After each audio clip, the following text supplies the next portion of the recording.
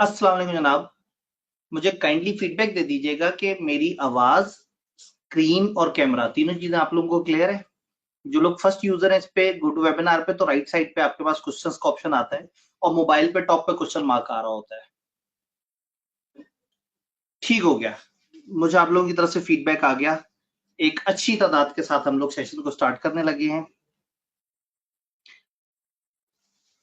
नहीं जी, during the session आप साथ साथ यहाँ पे क्वेश्चन वाले टैब में लिख के मेरे से कम्युनिकेट कर सकते हैं, लेकिन मैं आपको अक्सर सेशंस के एंड पे खासतौर पे मौका दिया करूंगा कि हम बात करें, तो उस वक्त मैं खासतौर पे आपके सवाल देख रहा हूँ ताकि हम चीजों को कवर कर सकें। लेकिन जिस वक्त मैं पढ़ा रहूंगा तो मैं कभी कभी इस स्क्रीन को देख रहा हूँ और बीच में छोटे मोटे सवालों को आंसर कर रहा हूँ, लेकिन मेनली हम एक टॉपिक खत्म करने के बाद या दरमियान में रुक के मैं आप लोगों को फीडबैक देने की ऑप्शन दूंगा ताकि हमारा एक अच्छा रेगुलर फ्लो चलता रहे।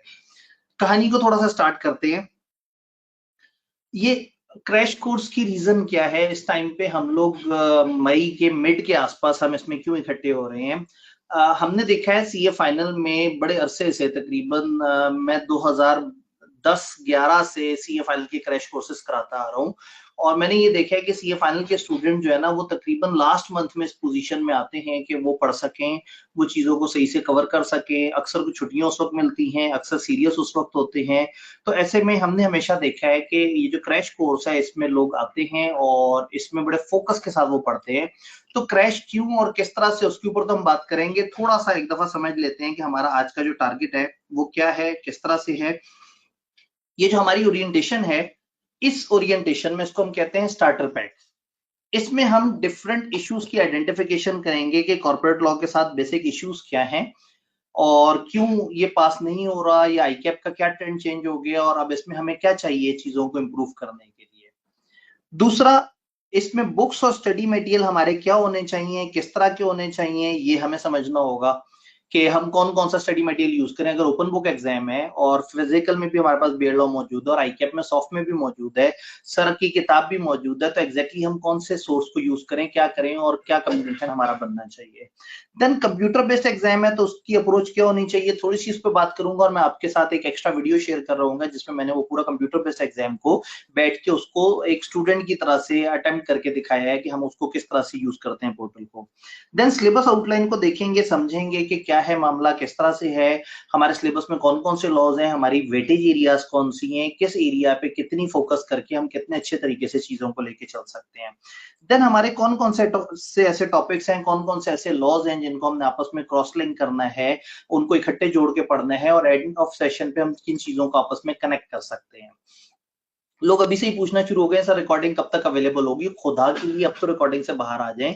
यही लिंक अगले 7 दिन चलता रहेगा। आपने हर दिन 6:30 बजे, हम सिर्फ बीच में संडे ऑफ करेंगे, आपने हर दिन 6:30 बजे इस लिंक पे क्लिक करना है और इंशाल्लाह ताला हमारा ये सेशन चल रहा होगा और हम डेली तकरीबन 11 बजे के आसपास तक जा रहे होंगे। अगर आप इस वक्त भी कहते हैं कि नहीं मेरा बड़ा कीमती टाइम है, मैं बाद में जब अपलोड होगा उसे देखूंगा सुकून से, आप उसको इससे कम टाइम में नहीं कवर कर सकेंगे। आप तेजी से मुझे घुमाएंगे चलाएंगे तो बहुत स्लो होगा। इस वक्त आप साथ साथ एक्टिव रह के अपने आप को बाउंड करके लाइव सुनेंगे तो फायदा होगा। आप रिकॉर्डिंग पे जाएंगे तो हमें तो ज्यादा सहूलत है, हमारे ऊपर कम लोड आएगा। लेकिन आई स्ट्रांगली विश कि इस वक्त जितने लोग मुझे सुन रहे हैं ये सारे एंड तक लाइव चलें। देखिए, आप अभी तक सीरियस नहीं हो पाए थे अपनी क्लास को लेके, कम से कम अब सीरियस हो जाए। तो अब ये वक्त आ गया। अब आप अब जो है ना, ये मत करें कि जी मैं रिकॉर्डिंग्स पर रिलाई करूं, रिकॉर्डिंग कब आएगी। रिकॉर्डिंग बहरहाल हम लोग, क्योंकि अभी लेट नाइट तो खत्म होगा, तो इसने कुछ रात 3-4 बजे के करीब स्ट्रीमिंग पूरी करके वीडियो हमें प्रोवाइड करनी है, तो जो अगले या उससे अगले दिन कहीं ना कहीं प्रोसेस हो सकेगी। तो at any given time recordings तकरीबन शायद 2 दिन के फासले से चल रही हो। तो रिकॉर्डिंग्स को मत सोचें, आप लाइव आए, अच्छे इंटरनेट को कनेक्ट करें। आप लोग माशाल्लाह से बेहतरीन पूरी पूरी फिल्में देख लेते हैं मोबाइल पे, तो ये बड़ा कम डाटा खाता है गो टू वेबिनार, आप आराम से इसको देख सकते हैं। एक स्टूडेंट ने कहा सर इस वक्त स्ट्रेंथ क्या है? 90 स्टूडेंट इस वक्त लाइव मौजूद हैं, जो कि शायद इतनी बड़ी तादाद नहीं है, लेकिन आज के लोगों के मिजाज के मुताबिक अगर इतने लोग लाइव आ गए हैं तो मेरे ख्याल में अल्लाह का शुक्र है। और ये कहते कहते 93 हो गए, इसका मतलब लोग आहिस्ता आहिस्ता ज्वाइन कर रहे हैं। उन्हें पता है कि ओरिएंटेशन सेशन है, सर ने वही घिसी पिटी बातें कर दी हैं, बच्चों पढ़ लो, ध्यान करो, ये सिलेबस है। तो थोड़ा सा लोग इस तरह से भी कर रहे हैं।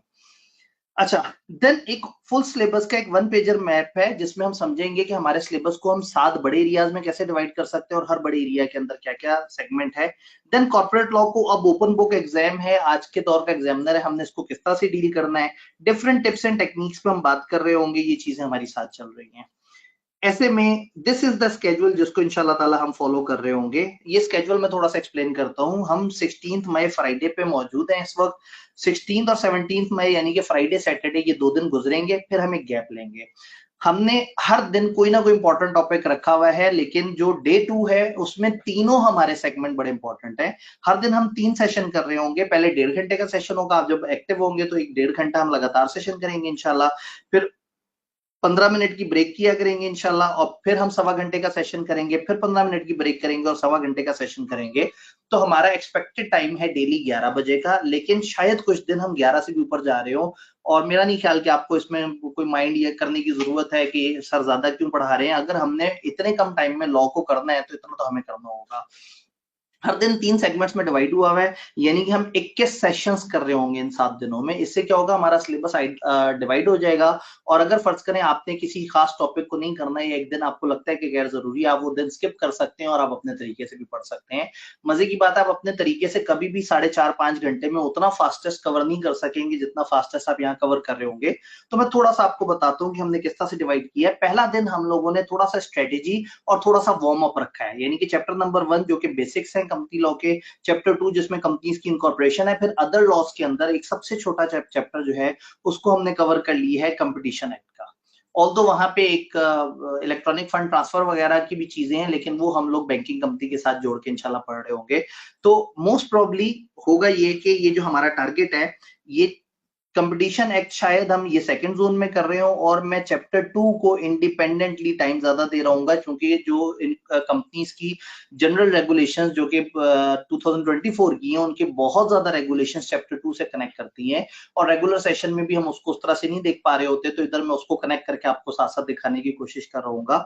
देन जब हम नेक्स्ट डे पे जाएंगे तो नेक्स्ट डे हमारा सुपर इंपॉर्टेंट है, यानी कि अगर मैं अपने सुपर इंपॉर्टेंट 3 एरियाज को हाईलाइट करना चाहूं तो डे 2 में तीनों ही हमारे सुपर इंपॉर्टेंट एरियाज है। कंपनीज एक्ट में 2 एरियाज आईकेएप को बहुत पसंद है, 3 एरियाज पसंद है मेनली, लेकिन उनमें से 2 सबसे ज्यादा पसंद है, मीटिंग का एरिया और डायरेक्टर्स का एरिया।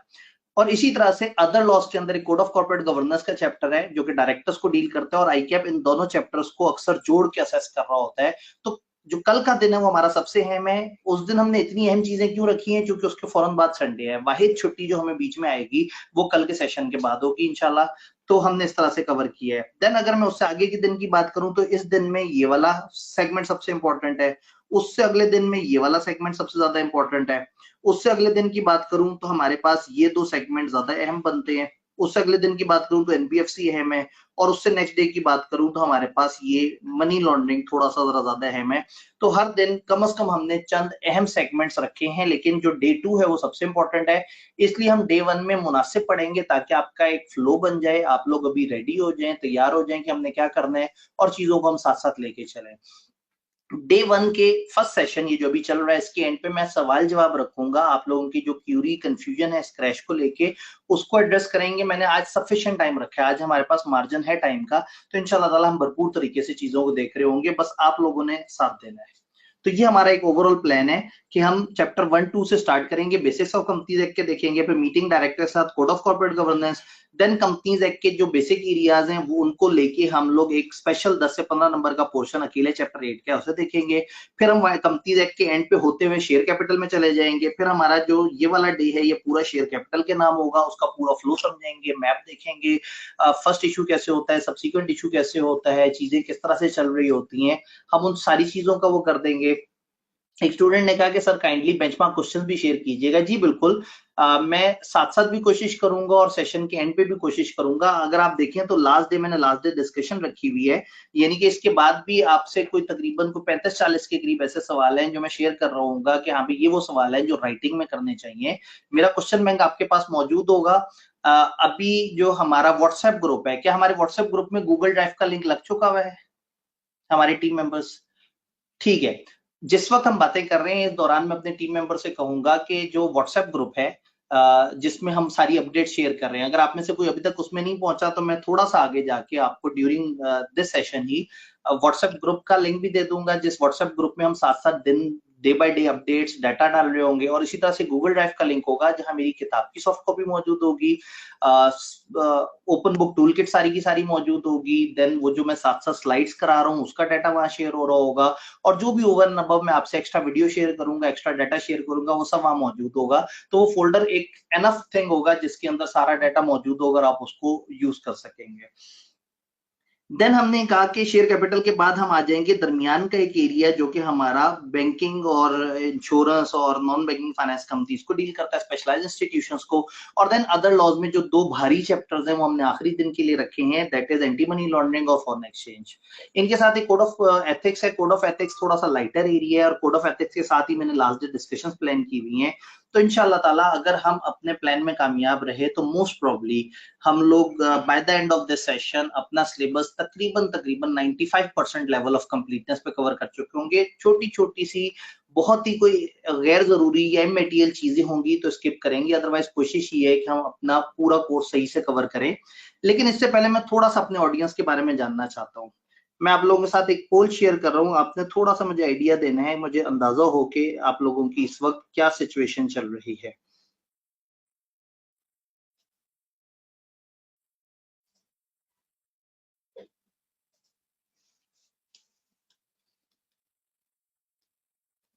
आपने इस पे एक दफा क्लिक करके बता देना है कि आपका इस वक्त करंट स्टेटस क्या है, आपकी इस वक्त जर्नी क्या है। क्या आप नए हैं सीफैप में और आपकी अटेम्प्ट दिसंबर या दिसंबर के बाद है, आप उस कैटेगरी में हैं, या आप उस कैटेगरी में जिसके कुछ पेपर पास हुए हैं, एक दो दो तीन पेपर पास हुए और अभी आप मजीद कोशिश कर रहे हैं, या ये आपकी क्वालिफिकेशन अटेम्प्ट हो सकती है अगर आपका खाली कॉर्पोरेट लॉ रह गया है या एमएसए 1 और 2 के साथ। हमारे करंट सेशन में इस दफा बहुत सारे स्टूडेंट हैं जो तकरीबन आखिरी पेपर्स में पहुंच गए हैं और ये इनकी मोस्ट प्रॉब्ली क्वालिफिकेशन अटेम्प्ट बन सकती है। तो आप लोगों ने जो है इसके ऊपर टिक करना है ताकि थोड़ा सा मुझे समझ आ जाए कि हमारी ऑडियंस किस तरह की है और मैं अपना जो टोन ऑफ द क्रैश है वो तकरीबन उस पैटर्न पर रखूं। 68% वो लोग वोट कर चुके हुए हैं, 70%, 72%, 74%। कम से कम अपना क्लिक जरूर करें ताकि थोड़ा सा समझ आए कि हमारे पास जो डाटा है वो किस पैटर्न पे है। ठीक है, मेरे ख्याल में मैं इस पोल को बंद करता हूं। 82% वोट हमारे पास आ चुके।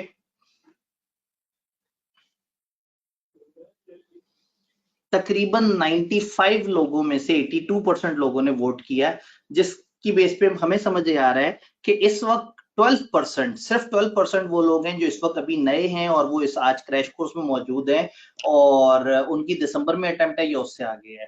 हमारे पास तकरीबन दो बराबर कैटेगरीज हैं। कुछ वो लोग हैं जो मिडवे कहीं ना कहीं हैं, कुछ पेपर पास किए हुए हैं और कुछ पेपर जो है उनके रहते हैं, और एक बहुत बड़ी तादाद यानी कि तकरीबन हाफ ऑफ द जो एक्टिव अटेंडीज है उनमें से वो हैं जो उनकी इंशाल्लाह क्वालिफिकेशन अटेम्प्ट है। इसका मतलब ये है कि इस टाइम पे ये मैं समझता हूँ कि ये क्रैश कोर्स आपके लिए काफी जरूरी है और मेरे लिए भी बड़ा जरूरी है। ये मेरी अपनी ग्रोथ या मेरी अपने लर्निंग पर्सपेक्टिव भी है कि मैं आप लोगों के साथ इसमें इन्वॉल्व होके साथ साथ आपको बताऊं, गाइड करूं और चीजों को लेके चलूं ताकि वो लोग जो कि क्वालिफिकेशन के बिल्कुल करीब हैं वो जरूर क्वालिफिकेशन की तरफ जाएं।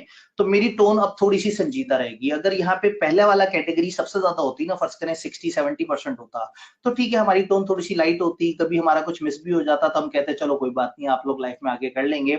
इसका मतलब है मेरे पास मार्जिन ऑफ एरर बड़ा कम है, तो मेरी कोशिश ये होगी कि हम थोड़ा स्मार्ट तरीके से, डिसेंट तरीके से चलें और एक अच्छी कवरेज प्लान करें।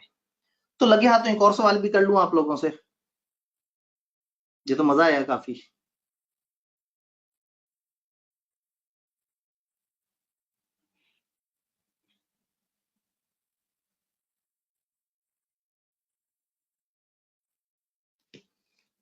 इंतहाई ईमानदारी से आप लोगों का वोट इस टाइम पे मुझे सिर्फ इन ऑप्शंस के आगे परसेंटेजेस में नजर आ रहा है, तो आपने शर्माना नहीं है, कम से कम हक अदा कर देना, आंखें बंद करके आपने लेफ्ट राइट देखना है, कोई देख तो नहीं रहा, और क्लिक कर देना है कि आपका इस वक्त प्रिपरेशन स्टेटस एग्जैक्टली किस जगह पे है, क्योंकि इससे भी मुझे समझ आ जाएगा कि हमारी क्रैश की क्या टोन होगी। तो ये दो सवाल थे, एक सवाल मैं पूछ चुका हूं और एक सवाल अभी आपके सामने स्क्रीन पे है।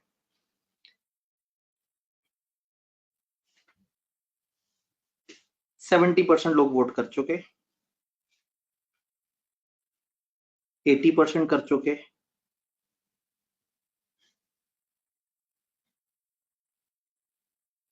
85%। इस वक्त अटेंडी काउंट हमारा 100 क्रॉस कर चुका है, 86% वोट हो चुके हैं। ठीक है, मैं से रोकता हूँ 87, ताकि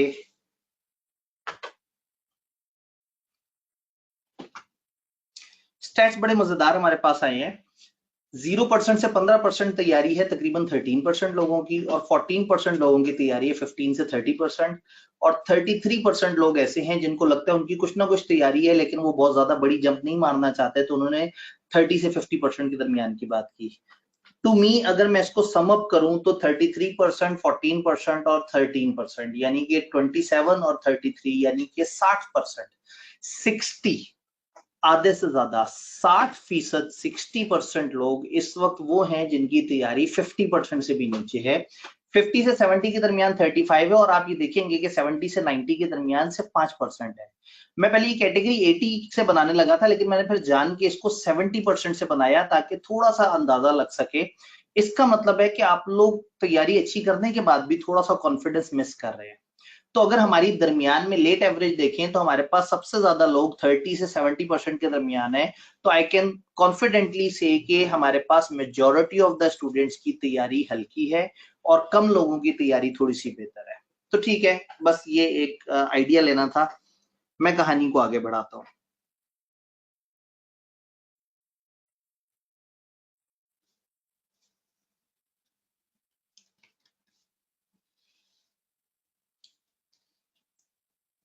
grade A and be left mostly, मुख्तलिफ लोग अलग अलग शेयर कर रहे हैं। मैं बिल्कुल एंड पे आऊंगा, ओवरऑल सवाल भी लूंगा आज इंशाल्लाह ताला इसके एंड पे। अब क्रैश शुरू करने से पहले एक बड़ा अहम सवाल है,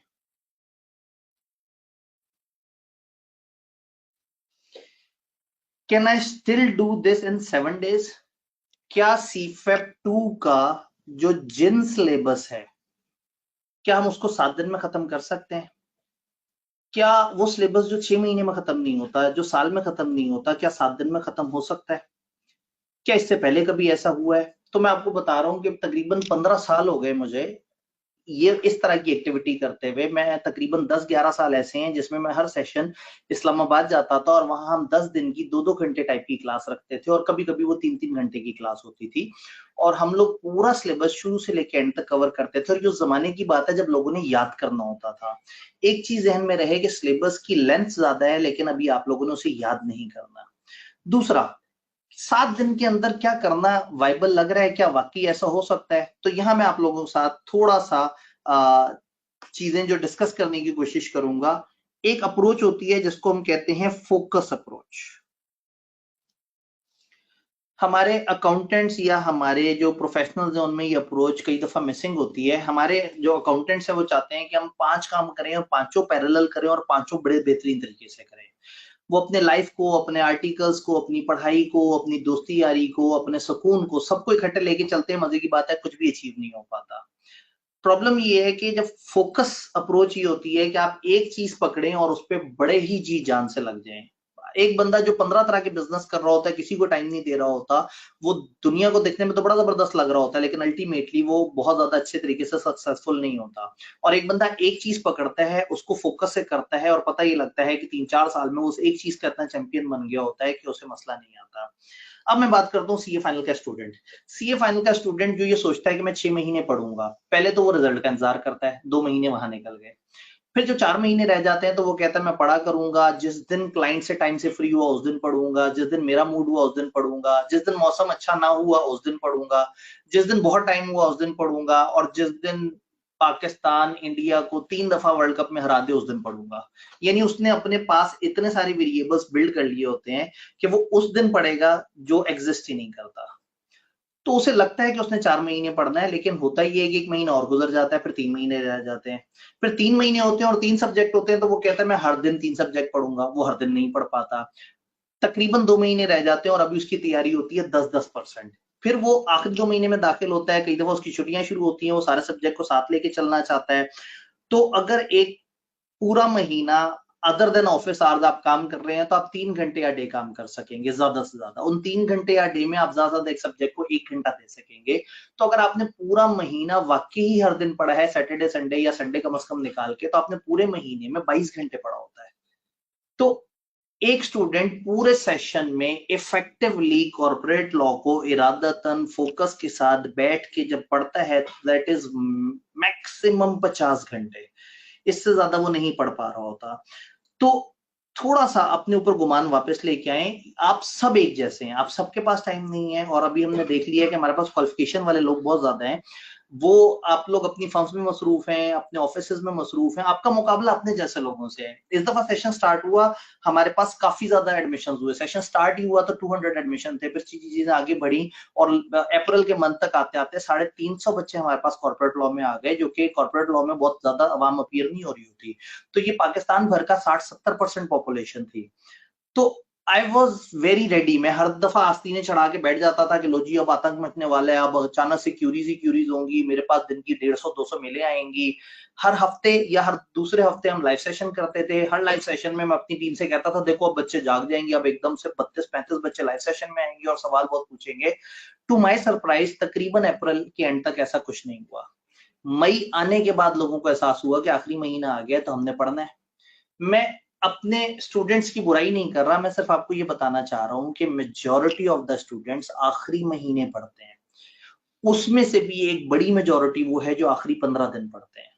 तो आपका मुकाबला जिन लोगों से है वो सब लोगों ने ज्यादा नहीं पढ़ा हुआ। तो अगर आपने इस वक्त ये क्रैश कोर्स प्रॉपर तरीके से ले लिया, अगर हमने 7 डेज स्पेंड कर लिए और हमने on average 4.5 hours a day दिया, तो हम तकरीबन 31.5 घंटे, और अगर इर्द गिर्द को और मटेरियल ऐड कर दें तो शायद 35 घंटे हम इसको दे रहे होंगे सब्जेक्ट को, बहुत डेडिकेटेडली। और 2 महीने में भी एक स्टूडेंट कॉर्पोरेट लॉ को औसतन जो टाइम दे पाता है वो 50 घंटे, उससे ज्यादा नहीं है। तो सबसे पहले तो गिल्टी निकालें अपने अंदर से। कोई गिल्टी नहीं है, आपने अभी तक नहीं पढ़ा, कोई बात नहीं है। आपने पढ़ा भी होता तो देखिए ना, आपने परसेंटेजेस देखी हैं, 10% वाले कितने थे, 30-40% वाले कितने थे। तो जो पढ़ते रहे हैं, देखिए मेरे पास इस वक्त तो सारी पॉपुलेशन है ना, इस वक्त जो 100 लोग से ऊपर कनेक्ट हुए हुए उसमें हर तरह के लोग होंगे। तो अगर उसमें से आधे से ज्यादा लोगों की तैयारी अभी 30-35% के आसपास है, तो आप में और उनमें को बहुत ज्यादा फर्क नहीं है। लेकिन फर्क होगा अगर by the end of the session भी आप वहीं पे खड़े हो। आप अगर आज 10% पे हैं या 15% पे हैं या 20% पे हैं, आई विश के by the end of this crash course हम 80% से 90% के दरमियान हो। And yes that is possible. आपके लिए मुश्किल है, आपके लिए मुश्किल है। एंटी मनी लॉन्ड्रिंग का एक बहुत बड़ा लॉ है, उसमें इतने सारे सेक्शन है, उसको पढ़ूंगा देखूंगा, फिर उसमें कीवर्ड्स क्या है, किस तरह से है, वो आपके लिए मुश्किल है। मैं अगर एक टीचर हूं और बड़े अरसे से पढ़ा रहा हूं तो मैं आपकी मदद करूंगा। मैं क्या करूंगा, उस सारे को स्लाइड्स में डालूंगा। फॉर एग्जांपल मनी लॉन्ड्रिंग मैंने 100 स्लाइड्स पे डाला हुआ है, और 100 स्लाइड्स पे हर स्लाइड में जो काम की कीवर्ड्स है उन्हें अंडरलाइन किया हुआ है। यानी कि मेरी कोशिश ये है कि मैं 1.25 घंटे के अंदर जब आपको मनी लॉन्ड्रिंग का पूरा लॉ बताऊं तो उसकी मैक्सिमम चीजें बता दूं जो शायद आप 10 दिन तक भी थोड़ा थोड़ा सा करके पढ़ते रहते तो आप उधर तक ना पहुंच पाते। तो मैं कोशिश करूंगा कि मैं अपने एक्सपीरियंस, अपने जजमेंट और अपना ओवरऑल जो कि इतने अरसे की लेगेसी है उसकी मदद से आपकी मदद करूं। लेकिन फिर मुझे आपसे सपोर्ट चाहिए होगी, आप में वो एनर्जी नजर आनी चाहिए, आप में वो पैशन नजर आना चाहिए कि आप इस क्रैश को लेके चलें। कुछ लोग सोच रहे होंगे कि जी अभी इस टाइम पे जो है ना, ये क्रैश के बीच में सर ने जो है ना वो अजीब अजीब सी बातें करनी शुरू कर दी और खामखा में गलत मोटिवेट करना शुरू कर दिया। पॉइंट यही है कि इस टाइम पे आपको मोटिवेशन की जरूरत है। पढ़ाई हम करेंगे लेकिन पहला सेशन है ही हमारा ये मोटिवेशन, सिलेबस को समझेंगे उसके मुताबिक। एक स्टूडेंट ने कहा है नमाज ब्रेक। अब इसमें एक चीज है, डायनामिक्स फर्क है इस वक्त ना, लाहौर में, कराची में, इस्लामाबाद में, अलग अलग जगह पे ना अलग अलग टाइम जोन्स हैं। तो मेरी कोशिश ये होगी कि मैं कल से भी टाइमलाइन को इस तरह से एडजस्ट करूं कि हम अगली नमाज के दाखिल होने के टाइम से पहले ब्रेक कर लें। मैंने अभी इस वक्त जो ब्रेक प्लान की हुई है वो 8 बजे के आसपास की हुई है, लेकिन मैं थोड़ा सा आगे जाके उसको थोड़ा सा और एडजस्ट करने की कोशिश करूंगा। लेकिन अगेन वही वाली बात है कि इसमें डायनामिक्स फर्क है, अलग अलग जगह के लोगों का अलग अलग टाइम जोन है। लेकिन मेरी पूरी कोशिश होगी कि हम उसका ख्याल करें, कोशिश करें, ताकि जो है ना वो जो ब्रेक्स हों उसमें हम जल्दी से उसको कवर कर सकें। जी बिल्कुल। अब अगेन मगरिब में एक दो और स्टूडेंट ने भी कहा, मगरिब का फिर एक ऐसा आइडियल टाइम रखते हैं जिसमें लाहौर और कराची दोनों के बच्चे मगरिब पढ़ सकें। तो कराची में इस वक्त मगरिब का क्या टाइम है? क्योंकि कराची का टाइम हमसे जरा काफी फासले पे है। कराची का अगर कोई इस वक्त मौजूद है तो आप मगरिब कितने बजे पढ़ रहे हैं? कराची में 7:15 पढ़ रहे हैं। कराची वालों ने बताना है।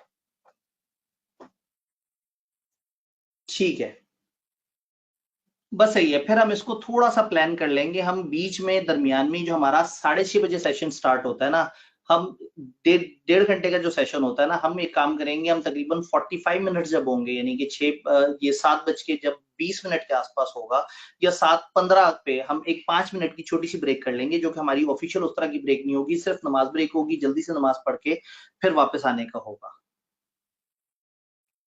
सर 8 बजे भी ब्रेक में मगरिब का टाइम मिल जाएगा। स्टूडेंट ने कहा मगरिब के अंदर जरा थोड़ा सा लोगों को होता है जरा थोड़ा जल्दी पढ़ने का, बाकी नमाजों में थोड़ा बहुत होता है कि हमारे पास टाइम का क्वेश्चन होता है। तो एक दफा देख लेंगे। एक भाई ने कहा सर 7:30 से 7:40 के दरमियान। अब पता नहीं जो मुझे जवाब दे रहे हैं वो कराची से हैं भी या वो लाहौर वाले थे। ठीक है जी। तो 7:15 से 7:20 के दरमियान जो है ना ब्रेक, ये आइडियल है। एक छोटी सी ब्रेक कर लेंगे, अच्छा है, आपको एक बड़े डेढ़ घंटे के सेशन में भी एक छोटी सी ब्रेक मिल जाएगी। वापस इधर आते हैं। मैं ये कह रहा था कि अब मुझे आपकी जरूरत है। मेरी कोशिश ये होगी कि मैं सारे सिलेबस को थोड़ा सा तेज रफ्तार में चलाऊं। जो गैर जरूरी चीजें हैं उस पे हम कम टाइम लगाएं, जो जरूरी चीजें हैं उस पर जरा ज्यादा टाइम लगाएं। आपने आपने साथ देना है, कोशिश करनी है। तो ऐसे में क्रैश में एग्जैक्टली पॉसिबल है, ये सारी बातें पॉसिबल है। तो क्या मैं ऐसा कर सकता हूं? The my self view is basically आपको स्टूडेंट की तरह होना चाहिए जो बाहर रोशनी की किरण देख रहा है और वो समझ रहा है कि यस, अभी भी होप बाकी है। आप अभी भी तैयारी करें तो सब मौजूद है। मैं आपको बताऊं, क्रैश कोर्सेज मेरा, जब भी हम सीए फाइनल का रिजल्ट कंपाइल करते थे तो हमारा सबसे अच्छा रिजल्ट क्रैश कोर्स के स्टूडेंट्स का होता था।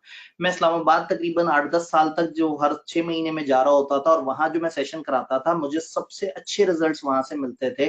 कि वो स्टूडेंट बताते थे कि सर हमने क्रैश में कम टाइम में पढ़ा था लेकिन हमने बड़ा इफेक्टिव पढ़ा था और हमने बड़े अच्छे तरीके से उसको कवर कर लिया था। एक भाई एक सवाल बार बार पूछ रहे हैं, आप 15,000 दफा भी पूछेंगे तो मैं एंड के करीब जरा सवाल जवाब वाले टाइम पे उसको आंसर कर सकूंगा। तो सर आप पे कॉन्फिडेंस, ग्रेड ए पे कॉन्फिडेंस नहीं आता इवन दो लॉ रीड कर लिया है। जी बिल्कुल ऐसे ही है। ग्रेड ए में जाहिर है सिलेबस काफी ज्यादा है लेकिन उसकी वेटेज उतनी ज्यादा नहीं है, तो उसमें चीजें वो होती हैं। हम सवाल जवाब की तरफ आएंगे। इस टाइम पे सिर्फ मुझे आपसे कमिटमेंट चाहिए। आप लोग अगर वाकई ही मेरा साथ चलेंगे, अगर आप लोगों में से कुछ की छुट्टियां शुरू हुई हुई हैं तो सिर्फ मेरा एक मशवरा ये है कि ये 7 दिन सिर्फ लॉ के नाम दे दें। आप जब सुबह शाम उठते बैठते लॉ पढ़ेंगे, लॉ सुनेंगे, लॉ को देखेंगे, किताब देखेंगे, सवाल देखेंगे, तो उससे क्या होगा कि आपको ख्वाब भी कॉर्पोरेट लॉ के आएंगे। तो बाय द एंड ऑफ दो 7 डेज आपको लॉ का पूरा मैप बना हुआ होगा। आपने शेयर कैपिटल का एक चैप्टर पढ़ा होता है 2 महीने पहले, 2 महीने बाद एक दूसरा चैप्टर पढ़ते हैं और बाद में सोचते हैं कि मैं क्यों नहीं लिंक कर पा रहा ICAP में। इसलिए लिंक नहीं कर पा रहे कि आपने चीजों को बड़े फासले से पढ़ा था। इन 7 दिनों में जब हम सिलेबस को जीरो से लेके एंड तक कवर करने की कोशिश करेंगे तो आपका एक मैप इंशाल्लाह ताला बन जाएगा माइंड का, और हम बड़ा कंप्रीहेंसिव तरीके से इंशाल्लाह बड़े अच्छे तरीके से चीजों को लेके चल सकेंगे। तो आपने बस इंशाल्लाह कह के या यस मैं तैयार हूं ये कह के जरा मेरा भी हौसला बढ़ा देना है ताकि मैं अब आगे कार्रवाई शुरू करूं। सर कल ही मुझे NBFC का ख्वाब है। ओए एक भाई ने कहा you are my lucky charm. ठीक है, इसने मेरे से कभी किसी टाइम पे क्रैश कोर्स लिया होगा, पास हुआ होगा, तो उसने कहा बाबा जी की बरकत लेने पहुंच जाते हैं, पहुंचेंगे क्रैश लेंगे। मैं तो एक दफा एक बच्चे ने जो है ना वो पेपर से पिछले दिन कॉल की। तो मैंने कहा हाँ बताओ क्या क्यूरी है? कहता है कोई क्यूरी नहीं है। तो मैंने कहा फिर कॉल क्यों की है? कहता सर 6 महीने पहले मेरा पेपर था, पेपर से पिछली रात आपको कॉल की थी, आपसे सवाल पूछना था, आपने जवाब बताया, मैंने पेपर दिया, मेरा पेपर पास हो गया। तो मैंने ये समझ लिया है कि पेपर से पहले अगर टीचर को कॉल करे तो पेपर पास हो जाता है। तो चले, अगर आपके जहन में इस तरह के कॉन्सेप्ट भी हैं और उससे आपको तसल्ली मिलती है तो यस क्रैश कोर्स इंशाल्लाह चीजें लेके चलेगा। और मुझे बहुत ज्यादा तादाद में इंशाल्लाह रेडी हैं सर, आग लगा देंगे सर। मैंने SPM लाइफ क्रैश में लिया था, वो भी पास हुआ। इससे पीछे लोगों ने ऑडिट भी पढ़ा था, वो भी इस तरह से कह रहे हैं। ओवरऑल ठीक है सर। ये सेशंस लेते वक्त हमारी बॉडी लैंग्वेज क्या होनी चाहिए, हम क्या करें, किस तरह से करें? आपने फिलहाल मुझे सुनते हुए जो सामने स्लाइड है उस पे फोकस करना है। वो स्लाइड आपके साथ शेयर भी हो जाएगी। अगर आपके पास हेल्प बुक मौजूद है, मेरी किताब मौजूद है, इस वक्त बेयर लॉ को उठाएंगे तो इस वक्त थोड़ा सा मुश्किल होगा इस सेशन के साथ साथ। मेरी किताब सॉफ्ट में उस गूगल ड्राइव में शेयर हो रही होगी, जिसका मैं आपसे एंड पे लिंक शेयर कर रहा हूँ, तो उधर से आप वो किताब का वो वाला पोर्शन देख सकते हैं और उसके साथ क्रॉस रिलेट कर सकते हैं, उसको सॉफ्ट में ओपन कर सकते हैं। अगर आपके में से किसी के पास फिजिकल किताब है तो साथ रख के उसके साथ रिलेट कर करके उसके ऊपर नोट कर सकते हैं। बिल्कुल खाली ना बैठे। लेकिन अगर आपके पास कुछ नहीं है और आपने एक मोबाइल पे ये लगाया हुआ है तो कम से कम मुझे सुनते जाए और सामने स्क्रीन पे जो लिखा हुआ है मैं बताता भी जाऊंगा और साथ साथ उसे पढ़ें, तो उससे भी वही वाली बात जो किताब में पढ़नी थी वो सामने भी मौजूद होगी। और वैसे भी किताब आप पेपर में तो ले जा नहीं सकते। ले जी, कहानी को आगे बढ़ाते हैं और हम तकरीबन 7:15 के करीब एक ब्रेक भी कर लेंगे इंशाल्लाह। कॉर्पोरेट लॉ के साथ मेन इश्यूज क्या हैं, क्या प्रॉब्लम्स हैं कॉर्पोरेट लॉ की। कॉर्पोरेट लॉ को अटेम्प्ट करने से पहले थोड़ा सा इसका मिजाज समझना होगा। लेंथ ऑफ द सिलेबस सबसे बड़ा विलन है हमारा। काफी बड़ा सिलेबस है जिसकी वजह से हमें काफी परेशानी रहती है। लेकिन लकीली सिलेबस बड़ा होने के बावजूद सिलेबस की ग्रिड उन्होंने ऐसे बताई हुई है कि हम कम तैयारी करके अच्छी कवरेज कर लेते हैं और फिर बाद में हम रिमेनिंग एरियाज की तरफ आ रहे होते हैं। क्रॉस लिंकिंग यहाँ पे एक बहुत बड़ा क्वेश्चन मार्क है कि कौन सी चीज किसके साथ जोड़ के पढ़ें। कभी भी मनी लॉन्ड्रिंग के साथ वो बैंकिंग पूछ लेते हैं, बैंकिंग के साथ वो फेरा पूछ लेते हैं, फर्दर इशू के साथ फर्स्ट इशू पूछ लेते हैं। तो इसकी क्रॉस लिंकिंग एक काफी बड़ा क्वेश्चन मार्क है लोगों का। देन ओपन बुक पॉलिसी, कुछ लोग कहते हैं ओपन बुक पॉलिसी धोखा है, ये फ्रॉड है। इसकी वजह से हमें समझ नहीं आती हमने क्या करना और कैसे करना और हमारा पेपर फेल हो जाता है। अगर आप में से कोई बच्चा कहे कि सर मेरी क्रैमिंग बहुत तूफानी है, मैं बहुत अच्छा क्रैम कर सकता हूँ, मुझे चीजें बड़ी अच्छी याद होती हैं, तो मैं उसे कहूंगा भाई आपने ओपन बुक के झांसे में नहीं आना, आपने मेरी किताब उठानी है, उसे याद कर लेना है। हाँ, जहां जहां लिस्ट ऑफ कंटेंट्स आए, लिस्ट ऑफ डॉक्यूमेंट्स आए, लिस्ट ऑफ रीजंस आए कि जिसकी वजह से लाइसेंस खत्म हो जाता है, उसको रट्टा मत मारे। बस आपको पता होना चाहिए कि ये बेयर लॉ में कहाँ मौजूद है ताकि आप उसको याद ना करें। तो अगर एक स्टूडेंट कहता है मेरी याददाश्त बहुत अच्छी है, तो फिर मैं उसे कहूंगा कि फिर आप ओपन बुक के झांसे में बिल्कुल नहीं आए और आप अपनी याददाश्त पे भरोसा करें। आप चीजों को याद करके जाएं और पेपर में उस याददाश्त की बेस पे लिखें और जहां बहुत बुरी तरह से फंस जाए वहां बेयर लॉ ओपन कर लें। ये वो लोगों के लिए जिनकी याददाश्त बहुत अच्छी है। ऑडिट में ये आजमाना आसान है लेकिन लॉ के अंदर सिलेबस काफी लेंथी है तो ज्यादातर लोग ये काम नहीं कर पाते। लीगल लैंग्वेज की एक बहुत बड़ी कंफ्यूजन है, मैं इसको कहता हूँ ये फोबिया है। बहुत सारे लोगों को लगता है कि अगर बेयर लॉ पेपर में ओपन करनी है तो इसका मतलब है हमने शायद लीगल लैंग्वेज लिखनी होगी। वो वहां पे लॉ को रेप्लिकेट करना शुरू कर देते हैं, उसकी मुश्किल लैंग्वेज लिखना शुरू कर देते हैं। आईकैप ने दर्जनों एग्जामिनर कमेंट्स में बार बार कहा है कि हमें आपकी लीगल लैंग्वेज की हरगिज जरूरत नहीं है। आईकैप ने एक एग्जामिनर कमेंट में कहा था कि अगर एक बच्चे ने सेक्शन का नंबर लिख दिया है और आगे कुछ नहीं बताया तो ये काफी नहीं है। और एक जगह उन्होंने कहा था कि एक बच्चा अगर आंसर दे रहा है और रिलेट नहीं कर रहा तो वो भी गलत है। इसका मतलब है कि वो हमसे एक्सपेक्ट करते हैं कि हम पेपर में सेक्शन नंबर या रेगुलेशन नंबर कोट करें और उसको हल्का सा डिस्क्राइब कर दें, हल्का सा डिस्क्राइब कर दें देसी इंग्लिश में। एक जगह लिखा हुआ notwithstanding anything contained in section 252 आपने रजिस्ट्रार को फाइनेंशियल स्टेटमेंट्स भेजनी है। तो अब आपने क्या किया, आपने कहा एज पर सेक्शन फलाना we shall send financial statements to registrar. कोई शर्माने की जरूरत नहीं है, देसी इंग्लिश यूज कर रहे हैं, कोई मसला नहीं है। आपको जरूरी नहीं कि आप चैट जीपीटी वाली लैंग्वेज यूज करें, बहुत प्रोफेशनल लैंग्वेज यूज करें। आईकैप पहली आवाजार बैठा है कि भाई कुछ तो लिखो। आप कम से कम कुछ लिखेंगे और आहिस्ता आहिस्ता प्रैक्टिस करेंगे तो आप बेहतर राइटिंग लिख सकते हैं। तो पेपर में आपने ऐसा नहीं करना कि सिरे से लॉ को रेफर ना करें और ऐसा भी नहीं करना कि लॉ पूरा ही लिखना शुरू कर दें। Section number regulation number quote किया और नीचे अपना आंसर उस लॉ को हल्का सा डिस्क्राइब करते हुए देना शुरू कर दिया। आईकैप जो किट बार बार हर सेशन में अपडेट कर रहा होता है, अगर आप देखें तो उसका फॉर्मेट ये होता है कि वो सवाल के जवाब स्टार्ट करते हैं एक हेडर से। हेडिंग में लीगल रेफरेंस लिखा होता है, ये वाला लॉ, ये वाला सेक्शन, ये वाला लॉ, ये वाली रेगुलेशन। वो एक टाइटल दे देते हैं जो 2-3 लॉज उसमें इन्वॉल्व होते हैं और नीचे फिर उसको डिस्क्राइब करते हैं कि इन दोनों तीनों लॉ से उन्होंने क्या एक्सट्रैक्ट किया और देन उस प्रॉब्लम का सोल्यूशन दे देते हैं। तो इसका मतलब है कि आप अगर आंसर को 3 फेजेस में डिवाइड कर दें, सबसे पहले आप उसका लीगल रेफरेंस दे दें, सिर्फ रेफरेंस, हेडिंग दे दें, वो सेक्शन, वो वाला लॉ, वो रेगुलेशन, वो वाला लॉ। देन उसके बाद आप डिस्क्राइब कर दें उस लॉ को सिंपल लैंग्वेज में, आसान लैंग्वेज में, इजी टू अंडरस्टैंड लैंग्वेज में। और देन आप अपना जो मुद्दा है उसका सॉल्यूशन बताएं कि यहाँ इस वाले केस में ये कंपनी सही कर रही है, गलत कर रही है, ये शेयर कैपिटल सही निकला है, ये ऑफर ठीक थी, नहीं थी। तो टेक्निकली अगर आप लॉ का हेडर दे दें यानी कि रेफरेंस का, और एक पैराग्राफ में मोटी सी बात लॉ की बता दें और आगे से अपना सॉल्यूशन देना शुरू कर दें, तो that would be more than enough. आपको इस पेपर में बहुत लंबा चौड़ा कंप्रीहेंसिव बहुत डिटेल जवाब नहीं चाहिए। आप टू द पॉइंट लिख के कम से कम एग्जामिनर को बता सकते हैं कि ये लॉ था, ये सेक्शन था, ये इसका मतलब है और ये मेरा जवाब है। अगर आपने ये सारे मसाले पूरे कर दिए हैं तो चीजें थोड़ी सी बेहतर हो जाएंगी। ड्राफ्टिंग बेहतर करने के लिए मैं आप लोगों को साथ साथ कुछ सवाल भी रिकमेंड करूंगा, कुछ सवाल शेयर भी करूंगा इंशाल्लाह ताला। आज वेरी फर्स्ट डे है, हम आगे चीजों को और इम्प्रूव कर रहे होंगे, और आखिरी दिन भी मैं आपको कुछ सवाल खास तौर पे लिखने के लिए शेयर करके दूंगा, और फिर मैं अपना ईमेल भी दूंगा, आप लिख के अपना राइटअप मुझे भी भेज सकेंगे और मैं उसके ऊपर अपने कमेंट्स दे सकूंगा इंशाल्लाह। बेसिक मैप, अब आपने क्या करना है कि जो बहुत बड़ा प्रॉब्लम है लॉ का वो ये है कि एक मैप नहीं बन पाता कि शेयर कैपिटल कहाँ कहाँ लिखा हुआ है। फॉरेन बंदा जो है, जो इंटरनेशनल लेवल पे एक बंदा पाकिस्तान में है, उसकी चीजें लॉ में कहाँ कहाँ दी हुई हैं, एक कंपनी की वाइंडिंग अप से रिलेटेड चीजें किस किस जगह मौजूद हैं, रजिस्ट्रार को कौन कौन से डॉक्यूमेंट भेजने हैं, ये सारी एक जगह पे नहीं है। तो एक बेसिक मैप बड़ा जरूरी है लॉ में। तो लॉ के बड़े विलन्स हैं, इसकी लेंथ ऑफ द सिलेबस बहुत ज्यादा है, इसमें चीजें क्रॉस लिंकिंग करनी होती हैं जो कि इतने आराम से नहीं हो पा रही होती। ओपन बुक पॉलिसी से लोग कंफ्यूज होते हैं, लीगल लैंग्वेज की कंफ्यूजन में आ जाते हैं, और एक बेसिक मैप अच्छे तरीके से डेवलप नहीं कर पा रहे होते। तो ये कुछ मेन प्रॉब्लम्स हैं लॉ के।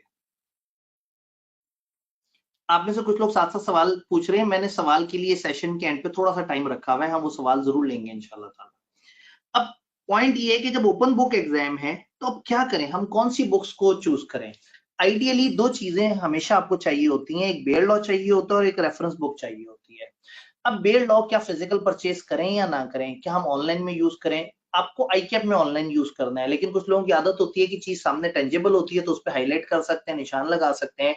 अगर तो आपकी वो आदत है तो यस, फिर फिजिकल बेयर लॉ आपको हेल्प करेगा। और अगर आप यूज टू हो गए हैं और आहिस्ता आहिस्ता आप चीजों को ऑनलाइन कंसल्ट करना शुरू हो गए हैं, तो फिर कोशिश करें कि online version of bare law use करें।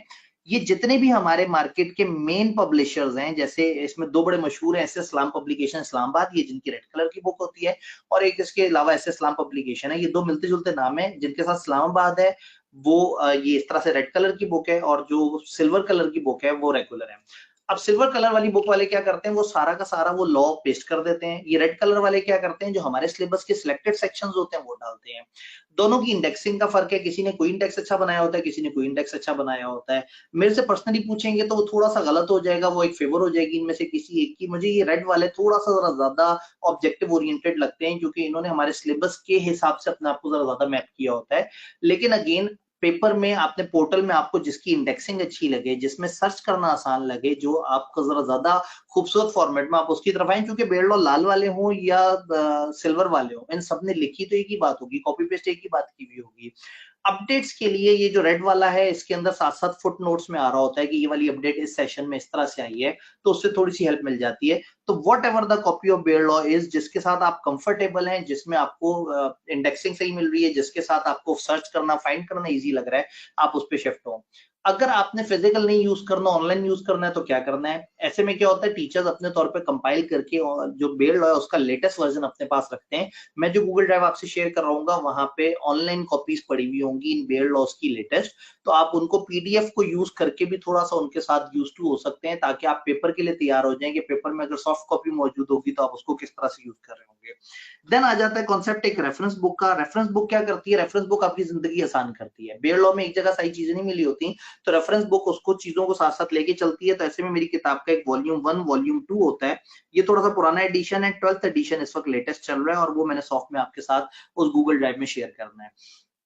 इस किताब में एक पोर्शन में नोट्स हैं और एक पोर्शन में आपके पास ओपन बुक टूल किट है, यानी कि बहुत सारे टूल्स हैं, सिलेबस को कैसे लेके चलना है, हमने राइटिंग किस तरह से करनी है, हमारे कौन से इंपॉर्टेंट रेगुलेशंस हैं, हर रेगुलेशन हर लॉ में इंपॉर्टेंट चीजें क्या हैं, फिर हमारा कंपनीज किन किन चीजों से कनेक्ट करता है, फिर हमारे कौन कौन से लॉज एक दूसरे के साथ कनेक्ट कर रहे होते हैं। छोटे छोटे छोटे छोटे से बहुत सारे टूल्स हैं, प्लस 200 से ज्यादा प्रैक्टिस क्वेश्चन है जो चैप्टर वाइज डिवाइड हुए हुए हैं, और एक आखिरी चैप्टर है जिसमें पूरी किताब के मल्टीपल एरियाज के भी अच्छे खासे तकरीबन को 35 के करीब सवाल है जो प्रैक्टिस के लिए हैं। तो ये दोनों किताबें सॉफ्ट में मौजूद हैं। किताबें दिखाने का मकसद नहीं कि मैं आपसे कह रहा हूँ कि ये किताब खरीदें, ये आपको फ्री में सॉफ्ट में अवेलेबल होगी, आप इसको देख के यूज कर सकते हैं। प्लस इस वक्त इस क्रैश में आपको साथ में स्लाइड्स भी मिल रही होंगी। हर दिन जो हम पढ़ेंगे डे एंड पे मैं उन सबकी पीडीएफ बना के मैं उस गूगल ड्राइव में डाल रहूंगा, ताकि अगर आप रेफर करना चाहें, आप उसके प्रिंट निकालना चाहें, ये जो हमारी स्लाइड है, अगर आप एक सफे पे 6 स्लाइड्स निकालेंगे तो स्टिल वो अच्छी विजिबल रहती है। आपके कम पेजेस इस्तेमाल होंगे अगर आप आगे पीछे प्रिंट करेंगे, तो by the end of the session शायद एक मुनासिब सा आपके पास डॉक्यूमेंट हो जिसपे आपकी एक तरह से मैपिंग हुई हुई हो, जिसमें आपको समझ आ जाए कि यार ये 3-4 सफे में शेयर कैपिटल की बातें हैं, ये 2-3 सफे में डिबेंचर्स की बातें हैं, ये 5-6 सफे के अंदर वाइंडिंग अप की बातें हैं। तो उससे क्या होगा कि आपका एक अच्छा मैप बन जाएगा लॉ को लेके। तो दैट इज ऑल अबाउट हमारे इससे रिलेटेड लॉ और इससे रिलेटेड। यहाँ पे हम एक ब्रेक की तरफ चलते हैं, नमाज ब्रेक करते हैं पूरे 5 मिनट की। 7:18 हो रहे हैं, 6 मिनट कर लेते हैं। 7:24 पे दोबारा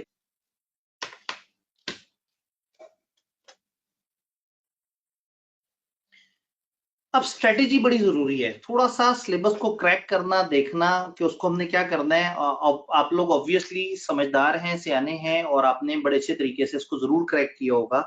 लेकिन एक दफा मैं इंशाल्लाह ताला चाहूंगा कि आप जो है ना इसको देखें, साथ साथ समझें, ताकि हम उसके मुताबिक चीजों को लेके चलें। कंप्यूटर बेस्ड एग्जाम जो है ना, उसका क्या करें।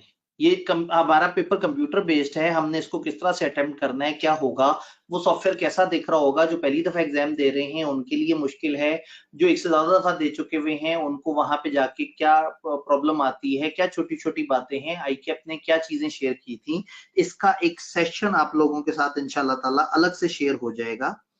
एक session would be shared separately. जब आईकेएप ने इसको अलग किया था, तो ऐसे में मैंने फिर आईकेएप के साथ मिलके एक लाइव सेशन किया था, और हमने जिस तरह से अभी रिवीजन क्लास आपके साथ हो रही है, तो इसी तरह से हम लोगों ने वो किया था। जैसे आईकेएप के साथ रिवीजन क्लास होती है, इस तरह से ये वाली रिवीजन क्लासेस में कासा साउथ, जो कि कराची वाली साइड से हैं, और वो ये चाह रहे हैं कि ये उनके साथ मिलके हो, तो हम ये कासा साउथ के साथ भी मिलके कर रहे हैं। तो ऐसे में वहाँ जो कराची वाली साइड है उन स्टूडेंट्स को भी फायदा हो रहा है, और यहाँ वालों को तो है ही।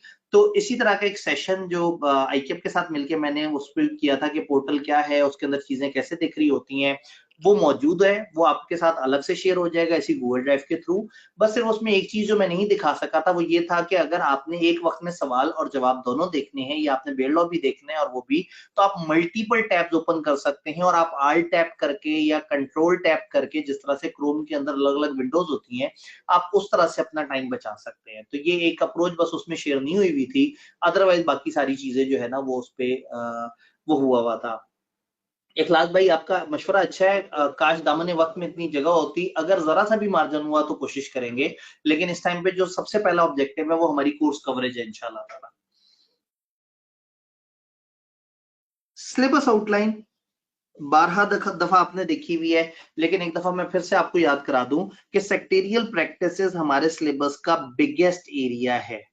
यानी अगर मैं बेयर लॉ की लैंग्वेज में बात करूं, तो शायद 70% ऑफ द बेयर लॉ इस एरिया को डील कर रहा होता है, और समटाइम मोर देन 70% इसको डील कर रहा होता है। अगर मैं मनी लॉन्ड्रिंग और फेरा निकाल दूं, तो फिर ये बहुत ही बड़ा एरिया बन जाए। और इसकी वेटेज आई की अपने रखी है 35 से 45। काफी सारे एरियाज हैं, आपस में काफी सारी क्रॉस लिंकिंग है, तो बहुत सारे स्टूडेंट जो है ना वो सोचते हैं कि ये भाई पहला वाला एरिया काफी डिफिकल्ट है। यानी अगर मैं अपनी किताब में 26 चैप्टर्स में उसको डिवाइड करूं, तो ऐसे में हमारे पास पहले से लेके 7वां चैप्टर और 9 से लेके 18वां चैप्टर, यानी तकरीबन 17 आउट ऑफ 26 चैप्टर्स डील कर रहे हैं पहले पोर्शन को। यानी पहले पोर्शन में इतनी बिखरी हुई चीजें हैं कि उसको समेटने के लिए हमें उसके अलग अलग 17 सेगमेंट्स बनाने पड़े, जिसके साथ हम जोड़े, और उसकी वेटेज है 35 से 45 नंबर। फिर हमारे पास 10 से 15 नंबर की वेटेज सिर्फ एक अकेला चैप्टर नंबर 8 है, वहां की है। ये सबसे फेवरेट एरिया स्टूडेंट्स का। इस एरिया में वो एक मुनासिब तैयारी करके अपने आप को ग्रिप में लेके आते हैं, और वो फिर अपनी पेपर की कवरेज तक पहुंच जाते हैं। देन हमारे पास स्पेशलाइज्ड कॉर्पोरेट लॉज है, जिसके अंदर स्पेसिफिक हमारी ये जो फाइनेंशियल सेक्टर की कंपनीज हैं, एनबीएफसी, बैंकिंग, इंश्योरेंस, ये कवर हो रहे होते हैं। तो इसके अंदर भी हमारे पास तकरीबन 3 चैप्टर्स होते हैं, 19, 20 और 21। फिर हमारे पास अदर रेलेवेंट लॉज होते हैं, जो कि 30 से 40 नंबर की, वो 35 से 45 थी, ये 30 से 40 नंबर की ग्रेड है। इंटरेस्टिंगली यहाँ पे आपके पास चैप्टर 22, 23, 24, 25 और 26 है। और इसमें जो 22 है वो काफी छोटा सा चैप्टर है, कोई बहुत ज्यादा लंबा चौड़ा नहीं है। आज के हमारे टारगेट में वो मौजूद है, वो मुश्किल से 11 सेक्शन है उसके अंदर। इसके अंदर एक और बेयर लॉ भी है जो मैं बैंकिंग के साथ डील कर रहा होता हूँ, that is electronic fund transfer. Otherwise specifically other laws are about तकरीबन 4 मेजर चीजें हैं, 4 मेजर चीजें हैं। Anti money laundering, foreign exchange regulation, code of corporate governance, code of ethics. तकरीबन ये 4 एरिया में आप कह सकते हैं कि 30 से 40 आई के अपने बोला है तो मरे से मरा 25 से 30 नंबर का पेपर कहता है। तो ऐसे में हमारे सिलेबस में हमें कुछ चोर रास्ते मिलते हैं कि हम 3 चैप्टर कर लें 10 से 15 तैयार हो जाता है, एक अकेला चैप्टर कर लें 10 से 15 तैयार हो जाता है, 5 चैप्टर्स कर लें 30 से 40 तैयार हो जाता है। तो एक तरफ 17 चैप्टर से 35 से 45 है। तो बहुत सारे लोगों को नफरत होती है ग्रेड ए से और वो ग्रेड ए को सबसे एंड पे करते हैं। जब ग्रेड ए में पहुंचते हैं तो उन्हें नहीं समझ आ रहा होता कि यहाँ क्या करना है। हमने ग्रेड ए इंशाल्लाह सारी करनी है, लेकिन मैं ये साथ साथ जरूर बताता जाऊंगा कि इसमें इंपॉर्टेंट कौन कौन सी चीजें हैं और उसको हमने किस तरह से लेके चलना है। ये जो ग्रिड ए है सेक्टेरियल प्रैक्टिसेस, इसके अंदर हमारे पास मल्टीपल लॉज हैं। कंपनीज एक्ट जो कि हमारे सिलेबस का सबसे बड़ा लॉ है, वो तकरीबन 80% से ज्यादा हमारे सिलेबस में, बल्कि तकरीबन 90% हमारे सिलेबस में मौजूद है। देन फर्स्ट और सेकंड स्केड्यूल है जो तकरीबन रीड ओनली टाइप की चीजें हैं, बस एक दफा देखने वाली है, इसमें कोई बहुत ज्यादा परेशानी नहीं है। पोस्टल बैलेट रेगुलेशन बड़ी स्मॉल सी रेगुलेशन है और बहुत ज्यादा इसमें दिक्कत नहीं है। कंपनीज की 2024 की रेगुलेशंस, ये छोटी छोटी सी रेगुलेशन है जो ज्यादातर कंपनीज एक्ट के सेक्शंस को समझाने के लिए। कंपनीज एक्ट के सेक्शन ने कहा मेमोरेंडम चेंज करना है, ये स्टेप्स हैं। ये रेगुलेशन आएगी, कहेगी ये वाले डॉक्यूमेंट जमा करा देना, फलाना जगह जी नाम रिजर्व करवाने का ये रूल है, वो जनाब रेगुलेशन आके उसको थोड़ा सा बता देती है। बहुत छोटी छोटी सी रेगुलेशंस हैं, सिर्फ वन टाइम रीडिंग के लिए हैं। ज्यादातर ये एडिशनल डॉक्यूमेंट्स या फॉर्मेलिटीज प्रिस्क्राइब करती हैं जो ऑलरेडी रूल्स हैं। तो इनको भी मैं कह सकता हूँ कि ये मीडियम तो है, लेकिन मैं इनको स्मॉल काउंट करूंगा in terms of context. Investment associated company regulations जो है, ये बहुत ही छोटी सी रेगुलेशंस हैं जो कि सिर्फ एक सेक्शन है कंपनी एक्ट का 199, उसको एलेबोरेट कर रही होती हैं। कंट्रीब्यूटरी फंड भी एग्जैक्टली इसी तरह से हमारे पास सिर्फ एक सेक्शन को एलेबोरेट करते हुए, ये भी छोटी रेगुलेशंस हैं, ये भी बड़ी छोटी सी रेगुलेशंस हैं, ये भी बड़ी छोटी सी रेगुलेशंस हैं, ये भी छोटी सी रेगुलेशंस है। Further issue of share capital regulations, yes ये मीडियम साइज की रेगुलेशंस है। सिक्योरिटीज एक्ट मैं कह सकता हूँ कि ये थोड़ा सा बिग एरिया है। ये अगर कंपनीज एक्ट को मैं कहूंगा वेरी बिग एरिया, तो securities act would be big area. Rule book medium level की चीज है। बायबैक बहुत ही स्मॉल रेगुलेशंस हैं। सब्सटैंशियल एक्विजिशन स्मॉल और मीडियम के दरमियान हम इसे कह सकते हैं। Public offering regulation medium regulations है, आईकेएप को बहुत ज्यादा पसंद है, और ये अगेन फिर से स्मॉल रेगुलेशंस हैं। तो अगर मैं गौर से देखूं तो इसमें तकरीबन 2-3 हमारे पास मीडियम लेवल की रेगुलेशंस हैं, ज्यादातर छोटी चीजें हैं, बट ये सारी जुड़ती हैं कंपनीज एक्ट के साथ, और कंपनीज एक्ट की इनके साथ बड़ी जालिम मिक्सिंग है। तो ग्रेड ए को समझने के लिए हमें कंपनीज एक्ट का मैप इन सब के साथ जोड़ के समझना पड़ रहा होता है। सिलेबस आउटलाइन के मुताबिक जब ग्रिड बी में जाते हैं, जो मैंने आपसे कहा कि एक छोटी ग्रिड है, इसमें कंपनीज एक्ट के बहुत ही सिलेक्टेड से सेक्शंस हैं और उसके अलावा 4 लॉज हैं जो कि तकरीबन छोटे छोटे से लॉज हैं। कोई बहुत ज्यादा लंबे चौड़े लॉ नहीं है, मुनासिब साइज के समझें। कोई 3 सफे का है, कोई 5 सफे का है, कोई 7 सफे का है। कोई बहुत ज्यादा लंबे चौड़े लॉज नहीं है, और आईकेएप ने इसकी वेटेज 10 से 15 नंबर की रखी हुई है, जिसकी वजह से लोगों को ये थोड़ा इजी टारगेट लगता है और लोग इसको तैयार करके कवर कर लेते हैं। ये और बात है कि जो सेक्शन है, इन सेक्शन में से कुछ थोड़ा जरा ज्यादा ट्रिकी है, जिसकी वजह से लोगों को दिक्कत थोड़ी सी ज्यादा हो जाती है। ये स्पेशलाइज्ड कॉर्पोरेट लॉज हैं, जिसके अंदर हमारे ये 3 तरह के जो लॉज हैं, ये एनबीएफसी को डील कर रहे हैं, फिर इंश्योरेंस है और फिर बैंकिंग है। ये 3 तरह के एरियाज की मिला के भी तकरीबन उसी तरह से 10 से 15 नंबर की वेटेज है। और इसमें एनबीएफसी थोड़ा से बड़े साइज का है, बैंकिंग और इंश्योरेंस मुनासिब साइज के हैं, और उसमें जो आस्केबल चीजें हैं वो कम है। बहुत ज्यादा ऐसी चीजें हैं जिसमें एज मे बी स्पेसिफाइड इस तरह के रेफरेंस का जिक्र है, तो ये एरिया भी रिलेटिवली इजियर है। देन हमारे पास आ जाते हैं अदर लॉ। फेरा एक बड़ा लॉ है, बिग लॉ है, और प्लस टेक्निकल खुश्क भी बहुत ज्यादा है, लोगों को बोर कर देता है, लोग उलझ जाते हैं इसके अल्फाज पढ़ के, इसकी लैंग्वेज काफी तकलीफ दे है। लेकिन जो मनी लॉन्ड्रिंग का लॉ है, मनी लॉन्ड्रिंग का लॉ थोड़ा सा समझने में आसान है, बस इसकी लेंथ काफी बड़ी है। ये काफी वेरी बिग लॉ है, और अच्छा खासा, मतलब नॉट कंपनीज एक्ट जैसा, लेकिन स्टिल ये एक अच्छा खासा बड़ा लॉ मौजूद है। फिर मनी लॉन्ड्रिंग के साथ जो है ना, वो हमारी कुछ रेगुलेशंस हैं, एक 2015 की और एक 2020 की। आईकेएप कभी 2015 वाली सिलेबस में डाल देता है, कभी 2020 वाली सिलेबस में डाल देता है। एज ऑफ नो 2015 वाली सिलेबस का हिस्सा नहीं है, और 2020 वाली सिलेबस का हिस्सा है। तो 2020 वाली मैंने अपनी किताब में भी नॉर्मली बेयर लॉ की फॉर्म में बताई हुई है। अगर मुझे मौका मिलेगा, इस दफा टाइम होगा, तो मैं कोशिश करूंगा कि हम उसको भी साथ रिलेट करके थोड़ा सा जल्दी जल्दी से कवर करने की कोशिश करें इंशाल्लाह। Competition act very small law है, बहुत ही छोटा सा क्यूट सा लॉ है, टोटल 11 सेक्शंस है और ये इंशाल्लाह आज ही हम इसको डिस्कस भी कर लेंगे। देन हमारे पास कोड ऑफ कॉर्पोरेट गवर्नेंस है दो तरह का। 2019 का code of corporate governance listed कंपनियों के लिए और जो 2013 के रूल्स हैं ये पब्लिक सेक्टर कंपनीज के लिए। इसमें 2019 का कोड बेस कोड है, इसको अगर हम समझ लेते हैं तो उसके बाद जो 2013 वाला लॉ है वो काफी हद तक स्किमेबल रह जाता है। मुश्किल से चंद पोर्शंस हैं जो आइडेंटिफाइड हैं, जो यूनिक हैं, डिफरेंट हैं, वो मैं आपको हाईलाइट कराऊंगा कि ये एरिया है, इसमें जो नॉर्मल से हटके है तो आपने उसको जहन में रखना है। Then payment system electronic fund transfer act बहुत ही छोटा सा एक लॉ है जो हम बैंकिंग के साथ जोड़ के पढ़ रहे होंगे इंशाल्लाह ताला, क्योंकि बैंकिंग ट्रांजेक्शन चल रही होंगी तो साथ में वो सम अप कर देंगे रादर देन हम इधर आके पढ़े। और देन हमारे पास कोड ऑफ एथिक्स आता है जिसका पार्ट 1 बचपन से आपने को करोड़ों दफा पढ़ा हुआ है कि कॉन्सेप्चुअल फ्रेमवर्क क्या है, फंडामेंटल प्रिंसिपल्स क्या है। और जो पार्ट 2 है ये चार्टर्ड अकाउंटेंट इन बिजनेस है, आपने अक्सर पार्ट 3 पढ़ा हुआ होता है जो कि प्रैक्टिस वाला चार्टर्ड अकाउंटेंट होता है, उसके कोड ऑफ एथिक्स पढ़े होते हैं। तो यहाँ जॉब करने वाला या सेल्फ एम्प्लॉयड जो चार्टर्ड अकाउंटेंट है उस कॉन्टेक्स्ट में बात हो रही है, तो हमने लास्ट डे के लास्ट सेशन में इसको प्लान किया हुआ है। तो ये हमारा एक ओवरऑल सिलेबस की समझें एक मैप सा है। किन टॉपिक्स को कैसे क्रॉस लिंक किया जाए। अगर मैं अपने सिलेबस को कुछ ब्रॉड एरियाज में डिवाइड करूं तो मैं अपने पूरे सिलेबस को, अगर आईकेएफ की सिलेबस आउटलाइन मेरे पास ना हो और मेरे सामने पूरे लॉस का मैप हो, नक्शा हो, तो मैं कहूंगा हम पूरे सिलेबस को 7 एरियाज में डिवाइड करेंगे और मैं एक एक करके वो एरिया बताऊंगा। सबसे पहले को मैं कहूंगा बेसिक्स ऑफ कंपनीज एक्ट, जिसके अंदर हम देखेंगे कि इंट्रोडक्शन टू कंपनी लॉ और कंपनी कंपनी किसे कहते हैं, कंपनी लॉ किसे कहते हैं, और देन कंपनियों की इनकॉर्पोरेशन, कन्वर्जन, ये सारी चीजें किस तरह से होती हैं। तो बेसिकली ये कंपनीज एक्ट के शुरू के तकरीबन 50 के करीब सेक्शंस हैं जिसमें ये बेसिक डिस्कशन चल रही है। तो हम लोग यहां से स्टार्ट लेंगे, यानी कि आज का हमारा टारगेट है बेसिक्स ऑफ कंपनीज एक्ट। तो इसमें कंपनीज एक्ट है, इस पोर्शन में कंपनीज एक्ट के साथ फर्स्ट स्केड्यूल को हम देखेंगे और कंपनीज रेगुलेशंस थोड़ी थोड़ी सी यहाँ है। ये जो कंपनीज रेगुलेशन 2024 है सबसे ज्यादा ये चैप्टर 2 के साथ कनेक्ट करती हैं, तो चैप्टर 2 के अंदर हमें सबसे ज्यादा इसकी चीजें नजर आती हैं।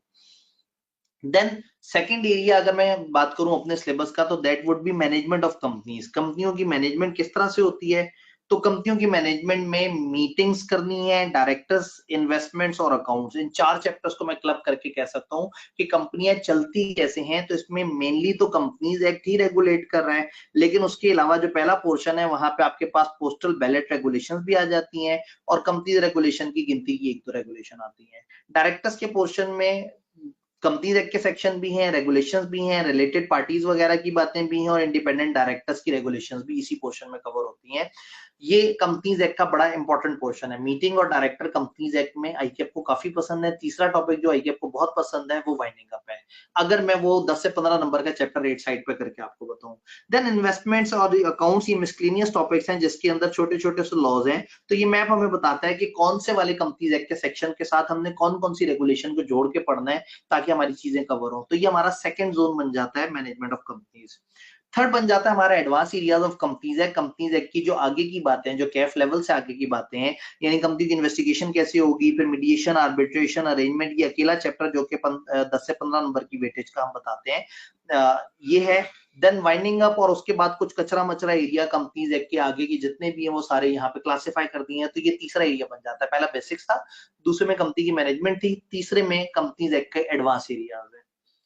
देन उसके बाद हम आगे आते हैं तो खासतौर पे शेयर कैपिटल और सिक्योरिटी से रिलेटेड तकरीबन ये कुछ 7-8 चैप्टर्स हैं जो इसको एक इकट्ठा ब्लॉक बना के हमें समझना होता है। इसमें सिलेक्टेड एरिया कंपनीज एक्ट का है, कुछ एरिया सिक्योरिटीज एक्ट का है और फिर स्पेसिफिक शेयर कैपिटल के लॉज एंड रेगुलेशंस हैं जो यहाँ पे मौजूद हैं। तो हमें पता लग जाता है कि इंट्रोडक्शन टू शेयर कैपिटल में कंपनीज एक्ट के साथ हमने गिनती के चंद सेक्शंस देखने होते हैं। इसी तरह से डिबेंचर वाले में मुश्किल से 1-2 चीजें हैं। फर्दर इश्यू के अंदर कंपनीज एक्ट के कुछ सेक्शंस हैं, रेगुलेशन 39 है और उसके अलावा प्राइवेट प्लेसमेंट और further issue of shares.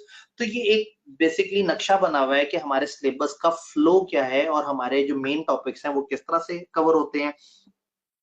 Paper में ये चीज बड़ी इंपॉर्टेंट है। अक्सर लोग कहते हैं कि सर बार बार अपना टेबल ऑफ कंटेंट्स क्यों दिखा रहे हैं, इसलिए कि आपका मैप बना हुआ आपको बताओ हाँ भाई वो शुरू में बेसिक्स थी, उसके बाद मैनेजमेंट वाली सारी बातें थी, फिर उसके बाद कंपनी की वाइंडिंग अप और वो जो कंपनी के साथ एक्शंस होते हैं वो वाली सारी बातें थी, फिर शेयर कैपिटल का एक पोर्शन था, फिर जो फाइनेंशियल इंस्टीट्यूशंस थे और देन 2 स्पेशल अदर लॉज और बाकी कचरा मचरा अदर लॉज।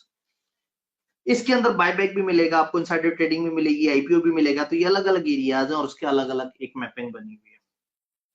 देन हमारे पास स्पेशलाइज कंपनीज आ जाती हैं, एनबीएफसी, बैंकिंग, इंश्योरेंस कंपनीज। 3 अलग अलग चैप्टर्स हैं, अलग अलग सिलेबस एरिया को कवर करते हैं। अभी थोड़ी देर पहले मैंने आपको दिखाया था कि ये पूरा प्रॉपर सिलेबस एरिया है। और देन हमारे पास डिफरेंट अथॉरिटीज के लॉ को अगर हम डिवाइड करें तो कंपटीशन का लॉ, मनी लॉन्ड्रिंग और फॉरेन एक्सचेंज। कंपटीशन छोटी सी अथॉरिटी, आज ही हम इंशाल्लाह से कवर कर लेंगे। और बाकी एंटी मनी लॉन्ड्रिंग और फॉरेन एक्सचेंज रेगुलेशंस, इसको हमने लास्ट डे प्रॉपर एक एक सेशन इसके नाम रखा होगा और थॉरोली से देखने की इंशाल्लाह कोशिश करेंगे। देन फाइनली हमारा सिलेबस कम्स टू एंड और गवर्नेंस और एथिक्स है, जिसमें एक चैप्टर गवर्नेंस के ऊपर और एक चैप्टर एथिक्स के ऊपर। तो हम अपने सिलेबस को अगर डिवाइड करना चाहें, अगर मैं आपको एक 1 पेजर में पूरा नक्शा दिखाना चाहूं, तो technically this is all the map. हमारा सिलेबस 7 जोन्स में डिवाइड है। और अगेन पेपर की जो ग्रिड आउटलाइन है वो और चीज है, लेकिन अगर मैं ओवरऑल सिलेबस का नक्शा देखना चाहूं तो हमारा पूरा सिलेबस हमें किन ब्रॉडर एरियाज का बताता है। वो हमें कंपनी के बेसिक्स बताता है, वो हमें कंपनियों की मैनेजमेंट कैसे होती है वो समझाता है, कंपनियां उसके बाद कंपनियों के अगेंस्ट डिफरेंट जो एक्शंस हो रहे होते हैं वो किस तरह से हैं, फिर शेयर कैपिटल के लॉज एंड रेगुलेशंस इकट्ठे हुए हैं, फिर खास तरह की स्पेशलाइज्ड कंपनी है जो कि फाइनेंशियल सेक्टर की कंपनी है, जिसमें एनबीएफसी, बैंकिंग और इंश्योरेंस आता है। देन हमारे जो डिफरेंट 3 अथॉरिटीज हैं जिनके लॉ हमारे पास मौजूद है, सीसीपी का, फिर फॉरेन एक्सचेंज से रिलेटेड, फिर इसी तरह से मनी लॉन्ड्रिंग।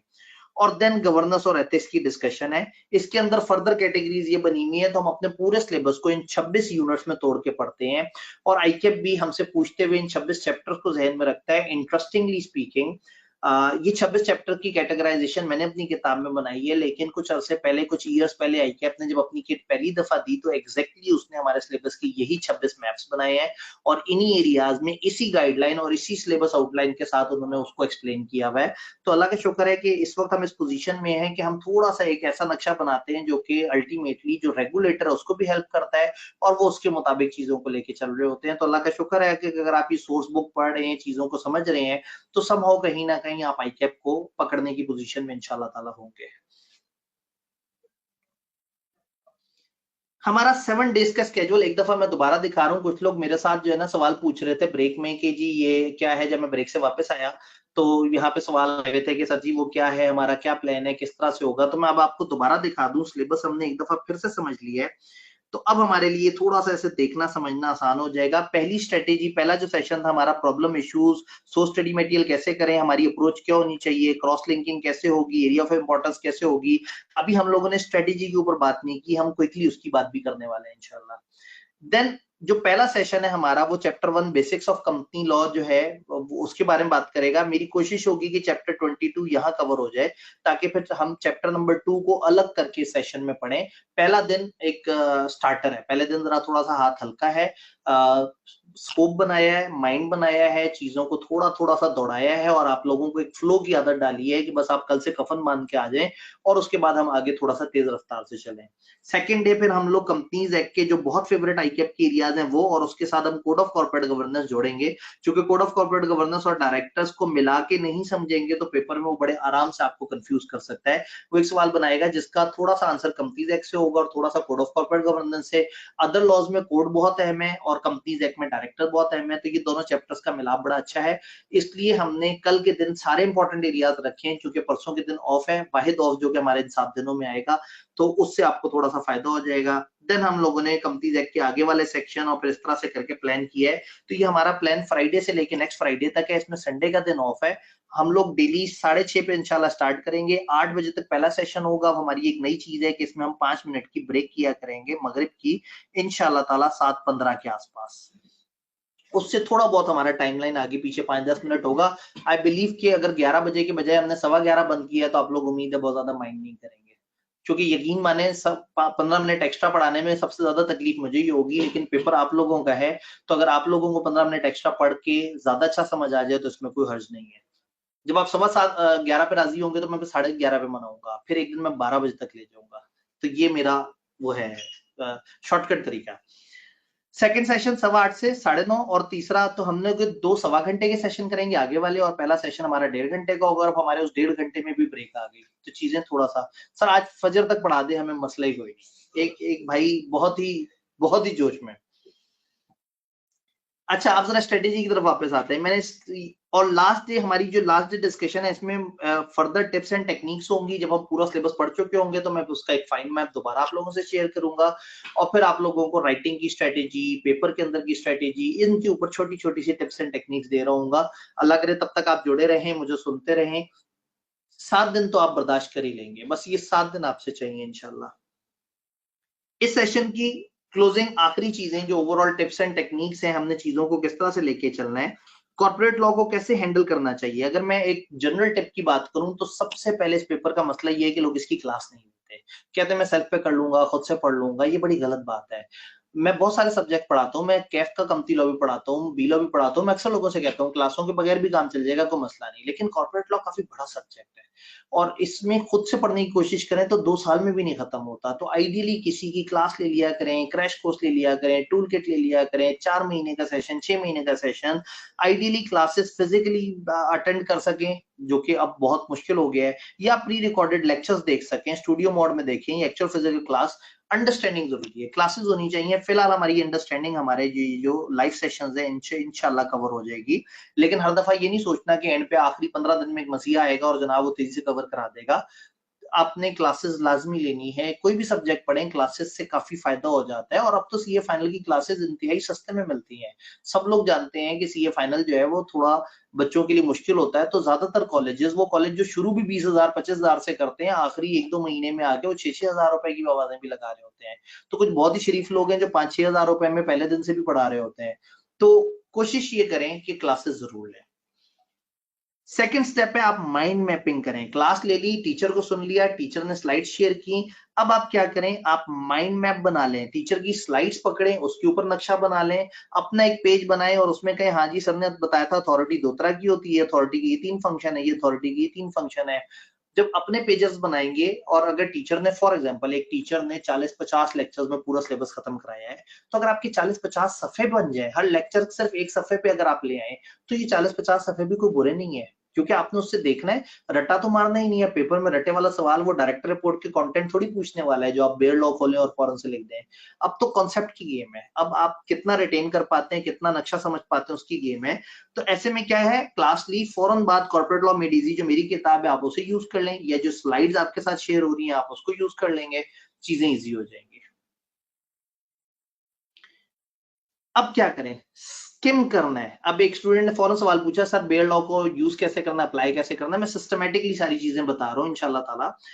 स्किम करें रेलेवेंट लॉ को, यानी कि फॉर एग्जांपल आपने मुझसे सुना मीटिंग्स के बारे में लेक्चर में, उसके बाद आपने फौरन से किताब में देखा, किताब में तकरीबन कोई 13-14 सफे पे मीटिंग के नोट्स बने हुए थे। आपने उसको एकदम गो थ्रू किया, क्योंकि आपने साथ साथ लेक्चर में मेरे से इंग्लिश तो देखी होगी और मैंने अपनी किताब से ही उठा के स्लाइडें बनाई हुई हैं। तो होगा ये कि आप बस उस किताब पे जाके तेजी से स्किम करके आपको समझ आ जाएगी चीजें इस तरह से हैं। अब आपने क्या करना है, अब आपने उसको स्किम करना है, उस रेलिवेंट लॉ को।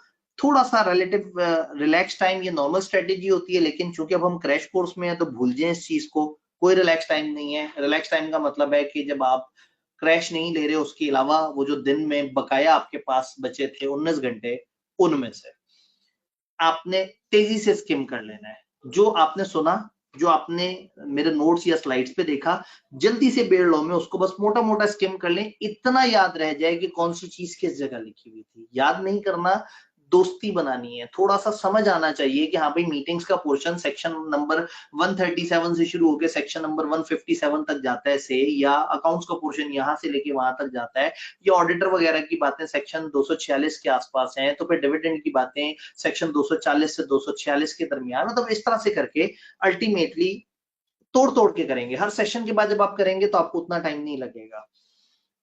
इस एक्टिविटी को आपने टाइम देना है और कम से कम अपने लॉ से दोस्ती जरूर बनानी है। Bare law yield again relevant कुछ सेक्शंस की वीडियोस हम शेयर कर रहे होंगे, सिलेक्टेड वीडियोस शेयर कर रहे होंगे। जिन सेक्शंस में जरूरत से ज्यादा लोगों को कंफ्यूजन होती है जिसकी लैंग्वेज में, उसकी हमने छोटी छोटी वीडियोस बनाई हुई हैं। हम उनमें से सिलेक्टेड वीडियोस, चूंकि क्रैश कोर्स के लोगों को 200-250 वीडियोस दे देंगे तो वो तो परेशान होंगे, तो बहुत ही सिलेक्टेड सी वीडियोस, सुपर टेक्निकल सेक्शंस हम दे देंगे, आप उसको देख के थोड़ा सा समझ सकेंगे। लेकिन अगर आप रेगुलर क्लास ले रहे होते तो मैं आपको जरूर बताता कि आप हर चैप्टर करने के बाद उसकी बेयर लॉ यील्ड में जो जो टेक्निकल सेक्शंस हैं, तकरीबन 200 से ज्यादा ये वो वीडियोस हैं जो मुश्किल ट्रिकी एरियाज है उनकी, और चंद सिलेक्टेड सवालों को भी इसमें सॉल्व किया हुआ है। तो आप फिलहाल इस पोर्शन को, वाजीवा हमारा एक पोर्शन ही खाया गया। बेयर लॉ यील्ड को फिलहाल आपने इग्नोर कर देना है। आप बहुत सिलेक्टेड लेवल पे, चूंकि अब हम इन सारी चीजों को क्रैश के ऊपर थोड़ा सा वो कर रहे हैं, कस्टमाइज कर रहे हैं। ओपन बुक टूल किट की तरफ चले गए। आपने लेक्चर ले लिया, गुड। आपने जल्दी से किताब देख ली, वेरी गुड। आपने बेयर लॉ तेजी से देख लिया, वेरी गुड। आपको कंफ्यूजन थी, आपने एक दो वीडियोस देख ली, गुड। अब ओपन बुक टूल किट का वक्त आ गया है।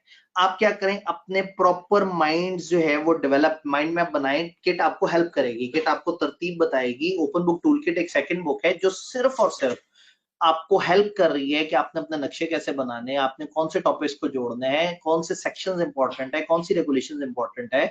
अनलिमिटेड सवाल हैं, उनके सॉल्यूशन है। यानी कि मेरी किताब के 2 वॉल्यूम, तकरीबन बराबर वॉल्यूम, जिनमें से एक वॉल्यूम सिर्फ और सिर्फ ओपन बुक को यूज करने में हेल्प कर रहा है। अगर आप मेरी किताब यूजर नहीं भी है, कोई मसला नहीं, गूगल ड्राइव में आपके पास मौजूद होगा। आपको छोटे छोटे से उसमें बड़े मजे मजे के टूल्स मिल जाएंगे। बिल्कुल शुरू में 6-7 तरह के एनेक्सेस हैं और हर टूल कहीं ना कहीं आपको थोड़ा सा हेल्प कर रहा है, इवन लॉ के अल्फाज को समझने के लिए। नॉट विथस्टैंडिंग को कैसे समझना है, विदाउट प्रेजुडिस को कैसे समझना है, इप्सो फैक्टो का क्या मतलब होता है। अब ये छोटी छोटी सी ऐसी बातें हैं जिनको लोग नॉर्मली ध्यान नहीं करते, but these are fundamental for understanding.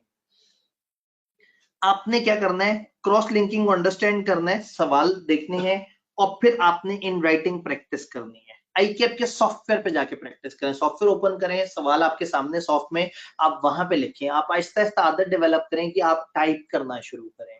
Typing की रफ्तार बेहतर होनी चाहिए। अगर आपको मुझे पेपर से 2 ढाई 3 महीने पहले मिले होते तो मैं आपसे कहता है टाइपिंग ट्यूटर ऑनलाइन पकड़े, 6 दिन 1-1 घंटा प्रैक्टिस करें, आप 40 वर्ड्स पर मिनट की रफ्तार पे पहुंच जाएंगे, जो कि एक मुनासिब रफ्तार है एक स्टूडेंट के लिए।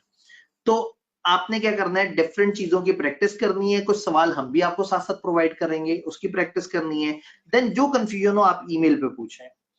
इन दिनों क्रैश चल रहा है तो शायद ईमेल में साथ साथ नहीं देख सकूं, लेकिन रात 3 बजे 3:30 बजे कहीं ना कहीं मैं आपकी ईमेल पे पहुंचूंगा, मैं आपको जवाब दे रहूंगा इंशाल्लाह ताला। जो परेशानी है, जो सवाल नहीं समझ आ रहा, आप मुझे ईमेल कर सकते हैं। मेरा ईमेल थोड़ा आगे अगली स्लाइड पे लिखा हुआ भी नजर आएगा। देन आपने online version of bare law से एफिलिएशन डेवलप करनी है। वो एलियन नहीं नजर आना चाहिए पेपर में। अगर अचानक से पीडीएफ सामने आप कहेंगे ये अजीब सी चीज है, मुझे तो फिजिकल किताब की आदत है। फिजिकल किताब के साथ दोस्ती में बुराई नहीं है, लेकिन अब पेपर जब आपका ऑनलाइन है, जब आपको पेपर में soft copy of the law मिलेगी, तो अब आपको आहिस्ता आहिस्ता सॉफ्ट कॉपियों से दोस्ती करनी होगी। सॉफ्ट कॉपी पे सर्च करने के टूल को इस्तेमाल करना होगा। बेयर लॉ कंपाइल होके एक सिंगल फाइल के तौर पे भी हमने शेयर किया है स्टूडेंट से। आप उस एक सिंगल फाइल को खोल के भी कंट्रोल एफ और कौन कौन से कंपाउंड वर्ड सर्च करने हैं उसको देख सकते हैं। इसके ऊपर फर्दर टिप्स एंड टेक्निक्स उस वीडियो में है जो मैंने आपको कहा। तो मैं अपने टीम मेंबर्स को भी याद कराऊंगा कि हमने आईकेप का सॉफ्टवेयर यूज करने वाली वीडियो और उसमें वो भी हमने उस गूगल ड्राइव में डाल देनी है। देन आइडियली एक फुल लेंथ मॉक दें। आप जब ये सेशन से फ्री होंगे तो तकरीबन 1-2 दिन के बाद मैं आपसे एक मॉक शेयर कर दूंगा, उसका सोल्यूशन भी शेयर कर दूंगा। अगर आप चेक करके आप चेक करने के लिए मुझे भेजना चाहें, मुझे भी भेज सकते हैं। आप सॉफ्ट में प्रैक्टिस करें, तो उससे क्या होगा, आप मॉक में बैठेंगे तो आपका एक ओवरऑल माइंड बनेगा कि मैंने चीजों को कैसे लेके चलना है, तो फिर आपकी तैयारी भरपूर तरीके से होगी। तो अगर आपकी अंडरस्टैंडिंग सही है, माइंड मैपिंग सही है, आपने बेयर लॉ को तेजी से देखिए समझा हुआ है, दोस्ती बनाई हुई है और थोड़ी सी रिटर्न प्रैक्टिस की हुई है, तो इंशाल्लाह ताला मॉक देने के बाद आप काफी ज्यादा कंफर्टेबल 80 to 90% कॉन्फिडेंस जोन में इंशाल्लाह मौजूद होंगे। एक स्टूडेंट पूछ रहे हैं कि जी क्या आईकेप के पोर्टल में स्पेल चेक का ऑप्शन मौजूद है, क्या आईकेप के पोर्टल में फलाना है फलाना नहीं है। मैंने वो वीडियो में सारी बातें बताई हुई हैं। इनका स्पेल चेक भी मौजूद है, कुछ और चीजें भी हैं, कुछ अच्छे शॉर्टकट्स भी काम करते हैं। तो मैंने वो वीडियो जो आपसे शेयर करनी है उसमें थॉरोली ये सारी बातें हैं। अब हम सारी चीजें इस वक्त करेंगे तो बहुत मुश्किल में आ जाएंगे, लेकिन वो आपसे शेयर जरूर हो रही होगी। हम अपनी गूगल ड्राइव में, आप अभी गूगल ड्राइव का मैं अभी आपको लिंक दिखाता हूँ, फाइनल रिकमेंडेशन। फिर मैं इस सेशन के क्लोजर और आपके कुछ मोटे मोटे सवालों की तरफ आता हूं, फिर हम ब्रेक करेंगे और फिर हम अगले सेशन से बाकायदा पढ़ाई का आगाज कर देंगे। फाइनल कंक्लूजन और रिकमेंडेशन मेरी क्या है, आप क्रैमिंग अगर अवॉइड कर सकते हैं तो बहुत अच्छी बात है, लेकिन अगर आप एक बहुत ही क्रैमिंग लवर हैं तो सिर्फ क्रैमिंग करें। फिर आप ओपन बुक भूल जाएं, आपने याद करना है और आपने पेपर में जाना है। फिर आपने खोलना किताब में कुछ नहीं है, सॉफ्टवेयर में सिर्फ सिर्फ टाइपिंग करनी है। लेकिन अगर आप इतना बड़ा क्रैम नहीं कर सकते, इतना बड़ा लॉ नहीं होल्ड कर सकते, तो फिर क्रैमिंग को अवॉइड करें, माइंड मैपिंग डेवलप करें। टेस्टिंग पे एक अच्छा फोकस रखें, आपको राइटिंग अच्छे लेवल पे करनी चाहिए, आपको माइंड मैपिंग स्किल्स चाहिए। आपको पता होना चाहिए शेयर कैपिटल इन 3 चैप्टर्स में, इसमें ये बात है, इसमें ये बात है, ये 6 लॉज हैं, इनमें इस तरह से बातें हुई हुई हैं। ये मैप शायद पहले बहुत स्ट्रांग नहीं थे, लेकिन जब हम 7 दिनों में तेजी से लॉ करेंगे तो आपको ताजा-ताजा सारी चीजें आपके ज़हन में आएँगी, तो इंशाल्लाह ताला आप उसको अच्छे तरीके से मैप कर लेंगे। इवन अगर आपने बीएड लॉ बिल्कुल भी नहीं पढ़ा और आपने 7 दिन कम से कम ये सेशन हमारे साथ गुजार लिया और फॉर एग्जांपल आप कुछ नहीं कर सके, तो भी पेपर में आप 50% 50% कॉन्फिडेंट ज़रूर होंगे।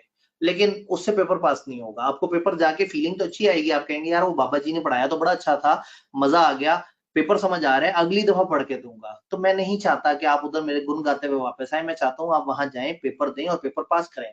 खास तौर पे जबकि हमारे अटेंडीज़ में से 44% वो हैं जिनकी क्वालिफिकेशन अटेम्प्ट है। तो हमने आपसे रजिस्ट्रेशन में शुरू के 70-75 बच्चे रजिस्टर हुए थे, तो हमने सीआरएन नहीं पूछा था। आगे से आप जब अपना एंटर कर रहे होंगे डिटेल या रजिस्टर हो रहे होंगे, तो सीआरएन भी पूछेगा, तो अपना सीआरएन बताइएगा ताकि जब रिजल्ट आए, तो कम से कम मैं आपके सीआरएन जो है ना इकट्ठे सर्च करके थोड़ा-सा मोटिवेटेड फील करूँ कि हाँ भाई इतने सारे बच्चे क्वालिफाई कर गए जो कि हमारे इन लाइव सेशंस में आए हुए थे। एक रेफरेंस बुक का कॉन्सेप्ट बड़ा ज़रूरी है लॉ में। लॉ सिर्फ बेयर लॉ से नहीं होता, कहीं न कहीं आपको नक्शे बनाने के लिए मेरी किताब यूज़ कर लें, किसी और टीचर की किताब है वो यूज़ कर लें, किसी टीचर के नोट्स हैं वो यूज़ कर लें। अनफॉर्चुनेटली इस वक़्त किताबें तो लोगों ने बिल्कुल ही लोग गायब हो गए, लेकिन कुछ टीचर्स ने अपने नोट्स डेवलप किए हुए हैं, जो मिले वो ज़रूर अवेल करें। सेल्फ रिस्पॉन्सिबिलिटी का एटीट्यूड बड़ा ज़रूरी है। अब आप किसी को इल्ज़ाम नहीं दे सकते जी आपकी वज़ह से मैं पढ़ नहीं पाया।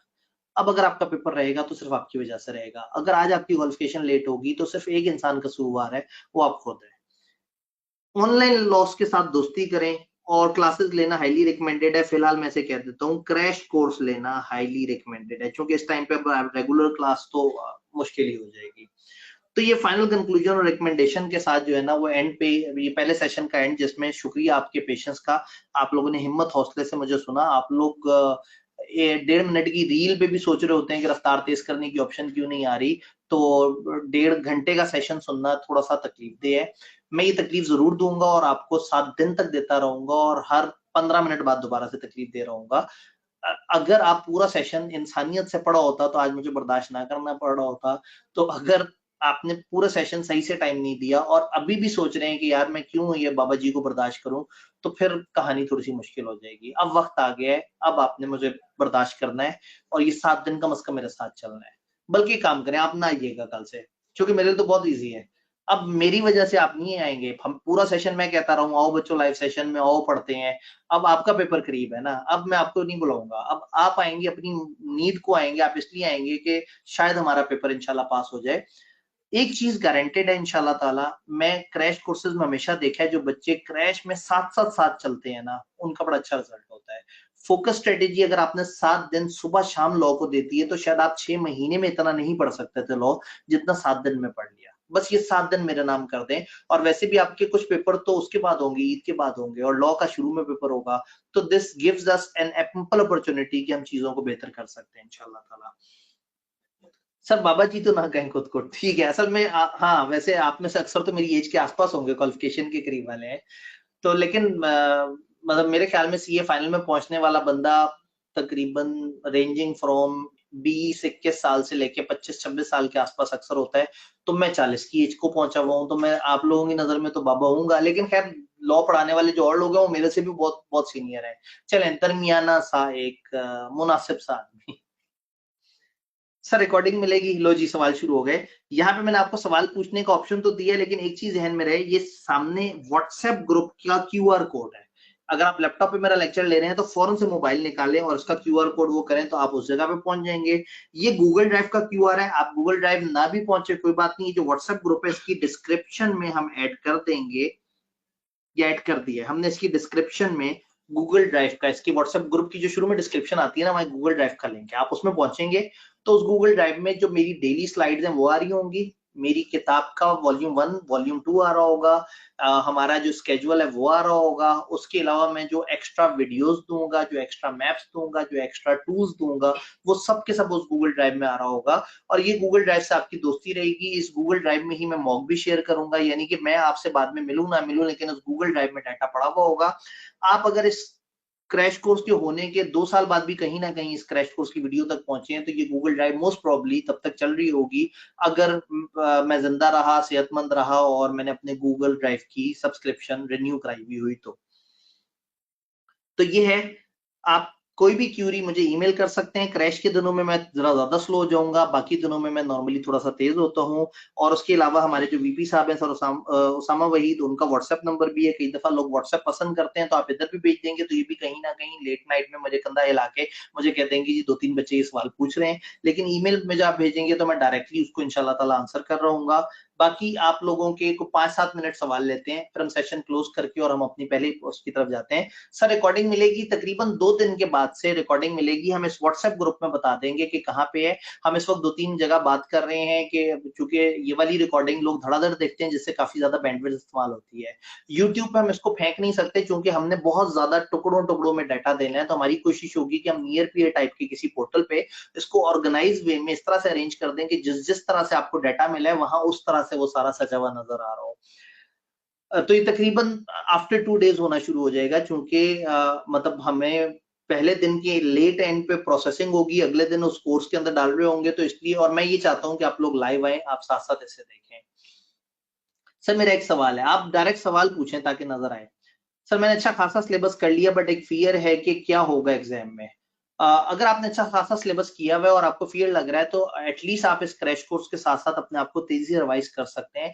जो हम बातें कर रहे हैं वो आपको समझ आनी चाहिए, महसूस हो रही हो कि हाँ भाई क्या है, किस तरह से चल रहा है, ताकि आप साथ साथ चलें। देन आप राइटिंग की प्रैक्टिस करें। अगर आपको डर लग रहा है तो आप क्या करें, ये जो टूल किट है, ओपन बुक टूल किट जो मेरा वॉल्यूम 2 है, उसमें सवाल है, हर चैप्टर के साथ कुछ सवाल है। आप कोई से 2 सवाल उठाएं, उसको हाथ से लिख के करें। सर अगर ग्रेड ए में सिलेक्टेड एरिया कर लें और बाकी ग्रेड्स अच्छे से कर लें, अच्छी अप्रोच यही होती है कि हम लोग बाकी ग्रेड्स बहुत अच्छे से कर लें और ग्रेड ए में थोड़ा थोड़ा सा सम टाइम अगर कम टाइम हो तो पिक एंड चूज करें। मुझे पता है लोग ऐसे ही करेंगे। अगर मैं ग्रेड डी से शुरू करता आगे वाली ग्रेड से और फिर पीछे की तरफ आता तो जब मैं आखिरी ग्रेड पे पहुंचता यानी ग्रेड ए, लोग भाग जाते हैं। तो मैं इस वक्त जबरदस्ती आप लोगों को एक दफा ग्रेड ए से गुजरवाऊंगा जरूर। आप एक काम करें, ग्रेड ए में अगर कोई चैप्टर छोड़ना भी हो ना, मेरा कम से कम लेक्चर सुन लें। कम से कम आपके जहन में उतनी बात हो, वो फियर ना हो कि मैंने नहीं पढ़ा हुआ। वरना पता है क्या होगा, पेपर में एक सवाल जो आप जवाब दे सकते हैं, आप सोचेंगे ओए यार ये ग्रेड ए से आया होगा, मुझे समझ नहीं आ रहा। तो अगर कम से कम ग्रेड ए सुनी हुई होगी तो वो फियर नहीं होगा, फिर आपको पता होगा नहीं इसका जवाब मैंने अपनी अवेलेबल इंफॉर्मेशन से देना है। तो प्रॉब्लम ये है कि जब आप सिलेक्टिव स्टडी से जाते हैं तो फिर आप पिक एंड चूज कर रहे होते हो, फिर आपको सवालों को देख के अपने ऊपर कॉन्फिडेंस नहीं रहता। तो अगर कोई चैप्टर छोड़ना भी है, पहली बात है छोड़ना अच्छी बात नहीं है, अगर छोड़ना भी है तो कम से कम ये लेक्चर जरूर सुन लेना है। सर लॉ आईकैप सॉफ्टवेयर में अवेलेबल होगा? जी बिल्कुल, आईकैप सॉफ्टवेयर में बेयर लॉ मौजूद होता है। आप अभी जाके अपने लॉगिन से अगर वहां जाके देखेंगे तो वहां पे आपको वो सारा नजर आ रहा होगा। सर एमएसए 1 और एमएसए 2 को कैसे मैनेज करें लॉ के साथ साथ? जाहिर है ये एक चैलेंज है। इसमें आप ये देख लें कि इनमें से किसी एक का पेपर ईद के बाद है, चूंकि आई बिलीव कि एक ईद से पहले है और हो सकता है दोनों ईद से पहले हो, फिर तो आपके लिए काफी ज्यादा ट्रिकी है। तो ऐसे में ये 7 दिन सिर्फ लॉ को दें, उसके अलावा लॉ को साइड पे कर दें और फिर अल्लाह मालिक है। जाहिर है अगर आप एक बड़ी जंग कर रहे हैं तो आपने एमएसए 1-2 उन दोनों को भी साथ लेके चलना है। खासतौर पे एमएसए 1 से आपको एज मिल जाएगा, नए पेपर से आप बच जाएंगे। एमएसए 2 से एज मिल जाएगा। कॉर्पोरेट लॉ का पता नहीं आपका कंफर्ट जोन क्या हो, अगर कॉर्पोरेट लॉ ना पास हुआ तो सीफएफ रहता होगा, यानी कि आपको सस्टेनेबिलिटी पेपर देना पड़ जाएगा। लेकिन एमएसए 1 पास कर लिया तो वो बचत हो सकती है। तो इसका मतलब है एमएसए 1 और 2 बहरहाल उसकी इंपॉर्टेंस लॉ से थोड़ी सी ज्यादा है, थोड़ी सी मतलब बस थोड़ी सी ज्यादा है, 5%। सर तीनों ईद से पहले, हाँ मुझे यही फियर आ रहा था, मुझे ऐसे ही लग रहा था कि पहले शुरू के 2 दिनों में वो होंगे। तो बस ठीक है, फिर जितने एमएसए 1-2 और लॉ है, ये दिन लॉ के नाम, पेपर से पीछे पीछे वाले एमएसए 1-2 के नाम और बाकी इंशाल्लाह अल्लाह मालिक है। न्यू स्कीम कब से इफेक्टिव है? गलत टाइम पे गलत सवाल पूछ रहे हैं, मैं इस पे बात नहीं करूंगा अभी। इस वक्त हम पेपर पे फोकस कर रहे हैं। इसके ऊपर मेरे बहुत सारे सेशन है, मुझे ईमेल कर दें, मैं उधर तसल्ली से जवाब दे दूंगा। अच्छा कुछ लोग पर्सनल सजेशन ले रहे हैं, मैंने इतनी रिवीजन की हुई है इस तरह से करके। कोशिश करें कि एक जनरल सवाल पूछें जिससे कोई खास वो हो। अगर आप प्योर अपनी पर्सनल गाइडेंस ले रहे हैं तो आप मुझे ईमेल कर दें, मैं शायद आज नहीं तो कल रात तक या परसों उस पर पहुंच के उसको जवाब दे दूं, क्योंकि इस टाइम पे हमारा जरा मकसद थोड़ा ज्यादा अजीम है। सर इन क्लासेस में आपकी स्पीड कैसी होगी? आप कोई कैरी फॉरवर्ड नॉलेज एज्यूम कर रहे होंगे बच्चों से, स्पीड तो तेज होगी, स्पीड तो फरारी वाली होगी, लेकिन मैं ये अजम्पशन ले रहा हूँ कि बच्चों की तैयारी नहीं है, तो मैं थोड़ा थोड़ा सा बेस लेवल पे जाऊंगा। हाँ, बहुत ही बेसिक लेवल नहीं कि कंपनियों की कैटेगरीज पे बहुत ज्यादा टाइम नहीं लगा रहे होंगे, लेकिन एक रीजनेबल लेवल पे मैं आपको बेसिक से चीजें तेजी तेजी से बता रहा हूँ, क्योंकि यहाँ याद नहीं करना, तो यहाँ थोड़ा सा तेज रफ्तार, तो रफ्तार तेज होगी लेकिन कंप्लीटनेस 95% होगी इंशाल्लाह ताला, बस साथ चलना है आपने। मीन स्कीम कंफर्म इम्प्लीमेंट होगी नेक्स्ट से, आप मुझे ईमेल करके पूछ सकते हैं। सर क्या परसेंटेज वाली चीजें सुपर इंपॉर्टेंट होती हैं? जी, अब अगेन वही वाली बातें हैं कि कुछ चीजें जरा ज्यादा आ रही होती हैं। ये जो टूल किट मैं आपको बता रहा हूँ, इसमें एक डॉक्यूमेंट है जिसमें ये जो हमारे सिलेबस के जितने भी 33-34 लॉज हैं, हर लॉ के एग्जैक्टली सबसे ज्यादा इंपॉर्टेंट कौन से रूल्स रेगुलेशंस हैं जो ज्यादा टेस्ट होते हैं, मैंने वो अलग से भी हाईलाइट किए हुए हैं, उधर से भी आपको हेल्प मिल जाएगी। Sir from feedback from student over time कितना पेपर अटेम्प्ट होता है, ये एक अहम सवाल है। टिपिकली एक स्टूडेंट ये पेपर कितना अटेम्प्ट करता है? तकरीबन 70%।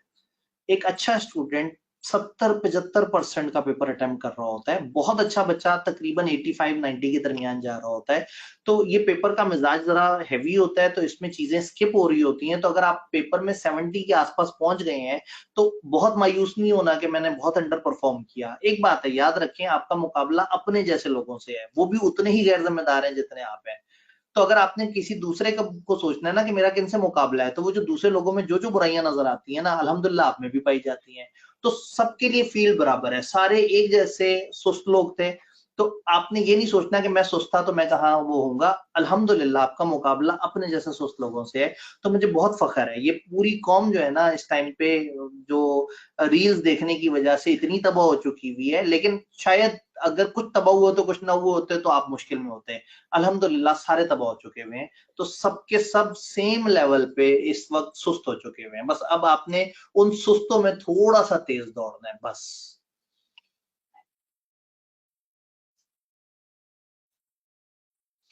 Sir cause on portal lectures added, लेकिन only live session not included the changing portion lectures, ये इस तरह से करके, ये अभी लंबा सवाल लग रहा है, मैं शायद उसको पढ़ नहीं पा रहा।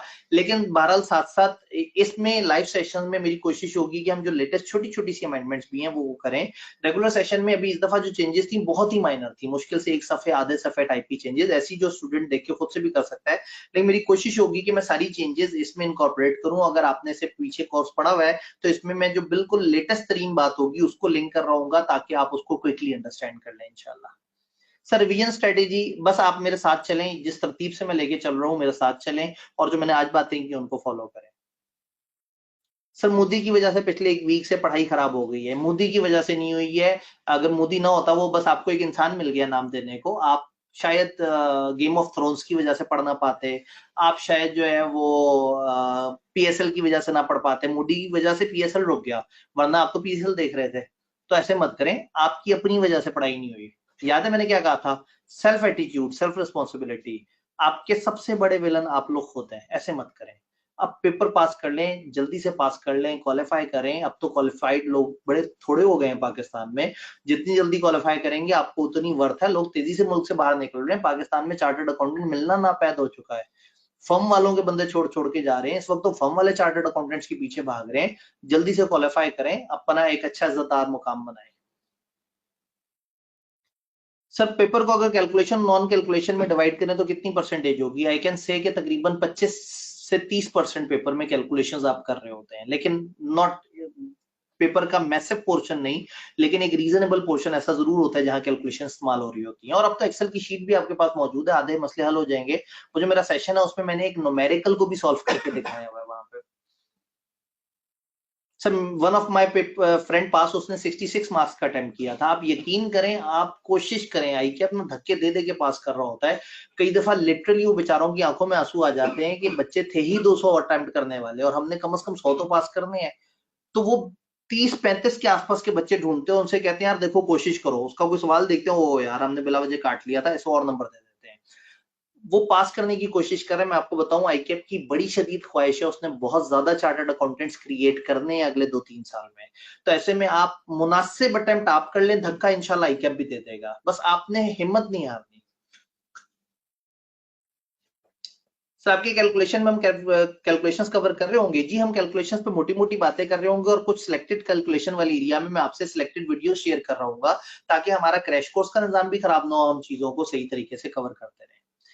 ठीक है जी, हम लोगों ने काफी ज्यादा सवाल लिए हैं, मेरा ईमेल स्टिल आपके पास मौजूद है, आप सवाल पूछ सकते हैं। बस जहन में रखना है कि शायद आज मैं अच्छा जवाब ना दे सकूं, क्योंकि इस वक्त रनिंग टाइम चल रहा है। कल के सेशन के बाद हो सकता है मैं सारी एक्टिविटी स्लाइड्स पे काम करके लेट नाइट या सुबह फजर के करीब आपके सवाल तक पहुंचूं। मैं इंशाल्लाह आपके सवाल को जरूर जवाब करूंगा। आप लोगों का जो पर्सनल अपना स्पेसिफिक केस है मुझे ईमेल कर दें। जनरल सवाल हम लोगों ने काफी ज्यादा लिए हैं, लेकिन जाहिर है हम मतलब 100 ऑफ द स्टूडेंट्स के मल्टीपल सवालों को साथ साथ लेके चलेंगे, मुश्किल होगा। इस वक्त हम अपने बड़े मकसद की तरफ आते हैं, ब्रेक। वाह, कितना बड़ा मकसद है। बड़े मकसद की तरफ आते हैं, तैयारी 8:11 हो रहे हैं। मैंने पिछली ब्रेक में 1 आध मिनट ऊपर रखा था ताकि हम वो कर सकें। 8:11 हो रहे हैं, हम 8:25 पे दोबारा इकट्ठे होंगे, ताकि जो है वो हम आगे अपना अगला सेशन स्टार्ट कर सकें। तो मैं यहाँ कहीं लिख देता हूं, ब्रेक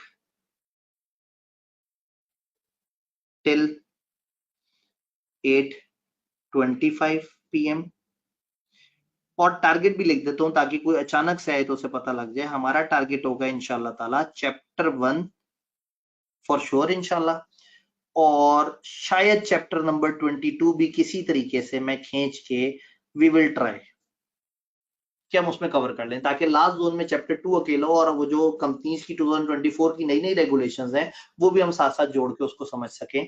तो अपना ख्याल रखिएगा। ब्रेक की तरफ जा रहे हैं, ब्रेक का टाइम मैं और ले चुका हूं। 8:25 पे दोबारा मिलते हैं।